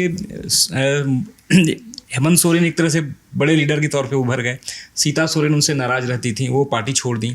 बसंत सोरेन जो है वो सीता सोरेन के बहुत क्लोज रहे थे। पहले जब ये विवाद चल रहा था तो हेमंत सोरेन, कल्पना सोरेन एक तरह से जो राजनीतिक पृष्ठभूमि में सबसे बड़े चेहरे के तौर पर उभरे, तो उससे स्वाभाविक तौर पर ये चर्चा हमेशा होती है कि बसंत नाराज होते हैं, और नाराज इनकी नाराजगी दिखती भी है। जो उलगुलान रैली हुई थी अभी बीते दिनों 21 तारीख को, उलगुलान का अर्थ क्या होता है? आंदोलन और क्रांति आंदोलन। अच्छा, वो जो रैली थी जिसमें तमाम बड़े लीडर्स आए, मल्लिकार्जुन खड़गे आए और तमाम बड़े लोग आए थे। मंच पर ये अनाउंस भी हुआ कि बसंत सोरेन जो है रांची के प्रभात तारा मैदान में हुई थी, और उसमें तमाम बड़े लीडर थे इंडिया गठबंधन के। तो उस मंच पर वो उस दिन नहीं दिखे, तो ये एक बड़ा राहुल गांधी ने फोन से संबोधित किया? राहुल गांधी ने संबोधित नहीं किया, उनको आना था लेकिन उनकी तबीयत खराब हो गई थी, तो वो फिर बाद में वो नहीं आए। आपने कहा ना तमाम बड़े नेता आए। हाँ, मल्लिकार्जुन खड़गे थे, सुनीता केजरीवाल थी, तमाम बड़े लोग थे, सिर्फ राहुल नहीं थे उस समय। अखिलेश भी यादव भी थे, तेजस्वी भी थे, तमाम लोग। तो तमाम लोग थे इंडिया गठबंधन के। राहुल गांधी तबीयत खराब होने के चलते नहीं आए थे, लेकिन उसमें ये अनाउंस भी हुआ मन से कि वो शिबू सोरेन को लेकर आ रहे हैं, बसंत सोरेन जो हमारे मंत्री हैं। लेकिन बाद में वो मंच पर नहीं दिखे और वो मंच के पीछे भी नहीं दिखे, किसी व्यवस्था में भी नहीं दिखे। हालांकि बाद में वो बोले कि हमारे कार्यकर्ता बड़ी दूर दूर से आए थे तो हम अपने कार्यकर्ताओं को संभाल रहे थे, लेकिन वो मंच पे नहीं दिखे वो। लेकिन एक चीज़ है इसमें जो सर बोल रहे हैं सर, लेकिन मुझे जहाँ तक लगता है, चूँकि जेमे मेरा बीट रहा है, मैं कवर करता हूँ, अभी भी करता हूँ, तो मुझे लगता है कि कल्पना सोरेन जो है यहाँ की CM अभी फिलहाल जो है दिसंबर तक बनने नहीं जा रही है। दिसंबर के बाद जो है कल्पना सोरेन, दिसंबर के बाद तो झारखंड की जनता तय करेगी CM कौन होगा। दूसरा बसंत सोरेन वाले एपिसोड में भी बसंत सोरेन का जहाँ तक मुझे लगता है, बसंत सोरेन का जो उनकी जो भूमिका है पार्टी में, हेमंत सोरेन ने तय कर दी है। और जो आप बता रहे हैं कि हाल के दिनों में जो उनका दिख रहा है अलग अलग वाला रूपरेखा, वो आप ही आने वाले समय में भी दिखेगा। मतलब मैं सर बोल रहे हैं कि कोई ठोक बजा के नहीं कह सकता, लेकिन मैं ठोक बजा के कह रहा हूं कि हेमंत सोरेन, कल्पना सोरेन वो मुख्यमंत्री बनने जा रही हैं गांडे उपचुनाव के बाद। इसके 2-3 आधार हैं। पहला तो ये, चलिए आप लोग हिचक रहे थे, किसी ने तो हिम्मत दिखाई इस पॉलिटिकल प्रेडिक्शन की। इसका मैं 2-3 आधार बताता हूं। वहां गिरिडीह जिले में ये आता है गांडे। गिरिडीह के विधायक हैं गिरिडीह सदर के सुदीप सोनू प्रचार कर रहे हैं। मैं अभी कैंपेनिंग कर रहा था, कवर कर रहा था, तो वो कह रहे हैं कि आपके सामने मुख्यमंत्री के समकक्ष की एक प्रत्याशी है। दूसरा सबसे बड़ा कारण यह है कि देखिए, किसी भी चुनाव को जीतने के लिए आपको एक सेलिब्रिटी प्रचारक की जरूरत होती है। चंपई सोरेन के साथ उतना अट्रैक्शन नहीं है, और मैं इनके भाषण सुनने के लिए भी लोग उतने नहीं आ रहे हैं। क्योंकि हेमंत सोरेन के जाने के बाद झारखंड मुक्ति मोर्चा के सामने सबसे बड़ा जो संकट है वो एक स्टार प्रचारक टाइप से जो बड़ा कल्पना सोरेन बन चुकी हैं। कल्पना सोरेन लोगों को अट्रैक्ट कर रही हैं, जैसा झारखंड मुक्ति मोर्चा के लोग दावा कर रहे हैं। मुद्दा है और हेमंत सोरेन की गिरफ्तारी, और यही वजह है कि ट्राइबल के बीच में सबसे बड़ा, ट्राइबल या संथाल ट्राइबल नहीं, ट्राइबल, यही ट्राइबल के बीच में कोई भी ट्राइबल। और एक चीज और है, आपको मैं बता दूं कि पिछले अगर आप पहले जाते तो आपको जो है आदिवासी यूथ जो है खासतौर से बात करते हुए नजर नहीं आते इन सब मुद्दों पर, क्योंकि उनको इंटरेस्ट नहीं रहता था। लेकिन इस बार जब हम जा रहे हैं, घूम रहे हैं, वोकल है और वो बात कर रहे हैं। वो सरना धर्म कोड के बारे में भी बात कर रहे हैं। क्या है सरना धर्म कोड? पथलगड़ी के बारे में बात कर रहे हैं। सरना धर्म कोड को लेकर यहाँ हमेशा मांग रही है और असेंबली से पास करके उसे भेज भी दिया गया है, ताकि केंद्र सरकार इस पर सहमति दे, जब कोई भी फॉर्म हम लोग भरते हैं तो जाति का जो कॉलम रहता है, हिंदू, मुस्लिम, सिख, ईसाई, तो इसमें धर्म में एक, चूंकि आदिवासी कहते हैं कि हम हिंदू नहीं हैं। अब कोविड के दौरान जब मुख्यमंत्री थे हेमंत सोरेन, तब उनका एक वायरल हुआ था काफ़ी वीडियो, एक इंटरव्यू दिए थे किसी चैनल में, तब उन्होंने बताए थे कि आदिवासी हिंदू नहीं है। और तो वो एक अलग धर्म बता रहे हैं, वो वही सरना धर्म बता रहे हैं कि हम लोग सरना धर्म के हैं, हम लोग प्रकृति के पूजक हैं, तो हम लोग को धर्म कोड दिया जाए। और इस लीगली तो मान्यता नहीं है। इस चुनाव में भी ये मुद्दा है। झारखंड मुक्ति मोर्चा जब भी प्रधानमंत्री का कहीं रैली हो रहा है, शाम तक यहाँ पर प्रेस कॉन्फ्रेंस होता है और वो पूछता है, जेएमएम के लोग पूछते हैं कि आखिर आप सरना धर्म कोड पर क्यों कुछ नहीं बोल रहे। यहाँ अर्जुन मुंडा इस खूंटी वाले लोकसभा सीट पे जो है इस चीज को फेस कर रहे हैं अभी। अच्छा, ये पूछा जा रहा है। जी सर, सरना धर्म, पत्थलगड़ी क्या है? पत्थलगड़ी स्पेशली ये मुंडा इलाके का एक परंपरा चली आ रही है सदियों से। वो जमीनों के पार्टीशन का मामला हो, या एक एरिया को दूसरे एरिया से बांटने का मामला हो, या फिर अपने पूर्वजों के कब्र पर जो जिनकी मृत्यु हो जाती थी तो उनके कब्र पर एक पत्थर गाड़ दिया जाता था और उस पे उनका नाम लिख दिया जाता था जिनकी मृत्यु हुई है। या भौगोलिक सीमा क्षेत्र का मामला हो तो उसमें, और मुंडाओं में पत्थर गाड़ना, हाँ वही पत्थलगड़ी हो गई। और ये कहा जाता है कि एक बार एक ज़मीन का विवाद हुआ था, तो लोगों ने कलकत्ता कोर्ट का ये मामला है और ये सच्ची घटना है कि उनसे उस भूमि विवाद में एक व्यक्ति से कहा गया कि भाई तुम अपनी ज़मीन का कागजात दिखाओ, तो फिर वो पत्थर लेकर के यहाँ से कोर्ट चला गया था कि यही हमारा दस्तावेज है, यही हमारा प्रमाण है ज़मीन की, हम ज़मीन हमारी है। तो हाल के दिनों में जब 2017-18 के आसपास में उस इलाके में कुछ आदिवासी संगठनों ने कुछ यूथ मूवमेंट चलाया और संविधान की प्रस्तावना लिखकर पत्थरों में, और प्रस्तावना हो या जनजातीय क्षेत्रों उनके अधिकार से जुड़े जो संविधान में उनकी प्रदत्त शक्तियां हैं, उनको पत्थरों में लिखकर जगह जगह गाड़ने लगे। अभी एक फिल्म आई मनोज वाजपेयी और जीशान अयूब की, जोरम, उसमें भी ये दिखाया गया है। जी, बैठे हुए हैं मनोज वाजपेयी, पीछे संविधान इंटरेस्टिंग है जी। जो पत्थलगड़ी का मामला है 2017 में यहाँ पे शुरू हुआ, और ये गुजरात में एक जिला है तापी जी, आदिवासी जिला, वहाँ एक कुंवर केसरी सिंह हुआ करते थे। उनकी फैमिली से ये लोग ट्रेनिंग लेके आए वहाँ पे, और ये फिर ये दावा करने लगे कि ये जो हमारा जो ये जो ज़मीन है, ये इसकी सरकार जो है वो भारत सरकार नहीं है, वो उसके मालिक हम हैं, और ये हमारे और अंग्रेजों के बीच का मामला है। अच्छा, तो कोई भी संविधान संशोधन होगा वो प्रिवी काउंसिल से, जो ब्रिटिश प्रिवी काउंसिल है, तो वो उस तरह से बड़ा घुमावदार तरीके से बड़ा बहुत लंबा आर्गुमेंट हो गया। एक आखिरी सवाल, तो नहीं ये थोड़ा क्लियर करते हैं। तो ये बड़ा उसमें ये चिपकाते भी थे, पट में लिखते थे कि ये 5वीं अनुसूचित क्षेत्र का गाँव है, यहाँ आना मना है, यहाँ कारोबार करना मना है। वो इस तरह की सूचनाएं लगाते थे। तो बाकायदा वहाँ पे जो डीसी और एसपी इन लोगों को बंधक बनाया गया, इस तरह का मामला बहुत हुआ, और उस पूरे गाँव में ऑर्डर की बड़ी सिचुएशन हुई थी। तो ये बस बता दीजिए, हमने जेएमएम उन सब का सुना, बीजेपी में किसकी चल रही है? दिल्ली में तो हमको पता है किसकी चल रही है। यहाँ टिकट वितरण में बाबूलाल मरांडी का एक खेमा है, एकमात्र एक रघुवर दास का खेमा है, एक अर्जुन मुंडा का खेमा है। कितने खेमे हैं अभी के टाइम में? जो परिस्थिति जो दिख रहा, जो ऐसे भी टिकट वितरण भी वो लग रहा बाबूलाल मरांडी। इसकी सबसे बड़ी वजह ये है सौरभ जी, क्योंकि ज्यादातर देखिएगा तो झारखंड विकास मोर्चा के जो लोग बीजेपी में आए वही उम्मीदवार बने। अच्छा, और बाबूलाल ये हमने सुना, बाबूलाल मरांडी के चलते और इसकी लोगों को किनारे भी लगाया गया स्टेट पॉलिटिक्स से। रघुवर दास आज उड़ीसा में है, इसकी नाराजगी भी है बीजेपी के दूसरे। आगे देखिए होता है क्या। चलिए, ये पॉलिटिकल मास्टर क्लास यहीं पर समाप्त होती है। आप सभी सुधी पत्रकारों का बहुत बहुत शुक्रिया। मुझे उम्मीद है कि झारखंड की राजनीति के बारे में आपकी उत्सुकताओं को नए पड़ लगे होंगे और कुछ जिज्ञासाएं शांत हुई होंगी। सवालों को कंधे पर बस्ते पे टांगे, उत्सुकता का टीका लगाए। इसी तरह हम गांव गांव शहर शहर भटकते रहेंगे। आप देखते रहिए लल्लन टॉप।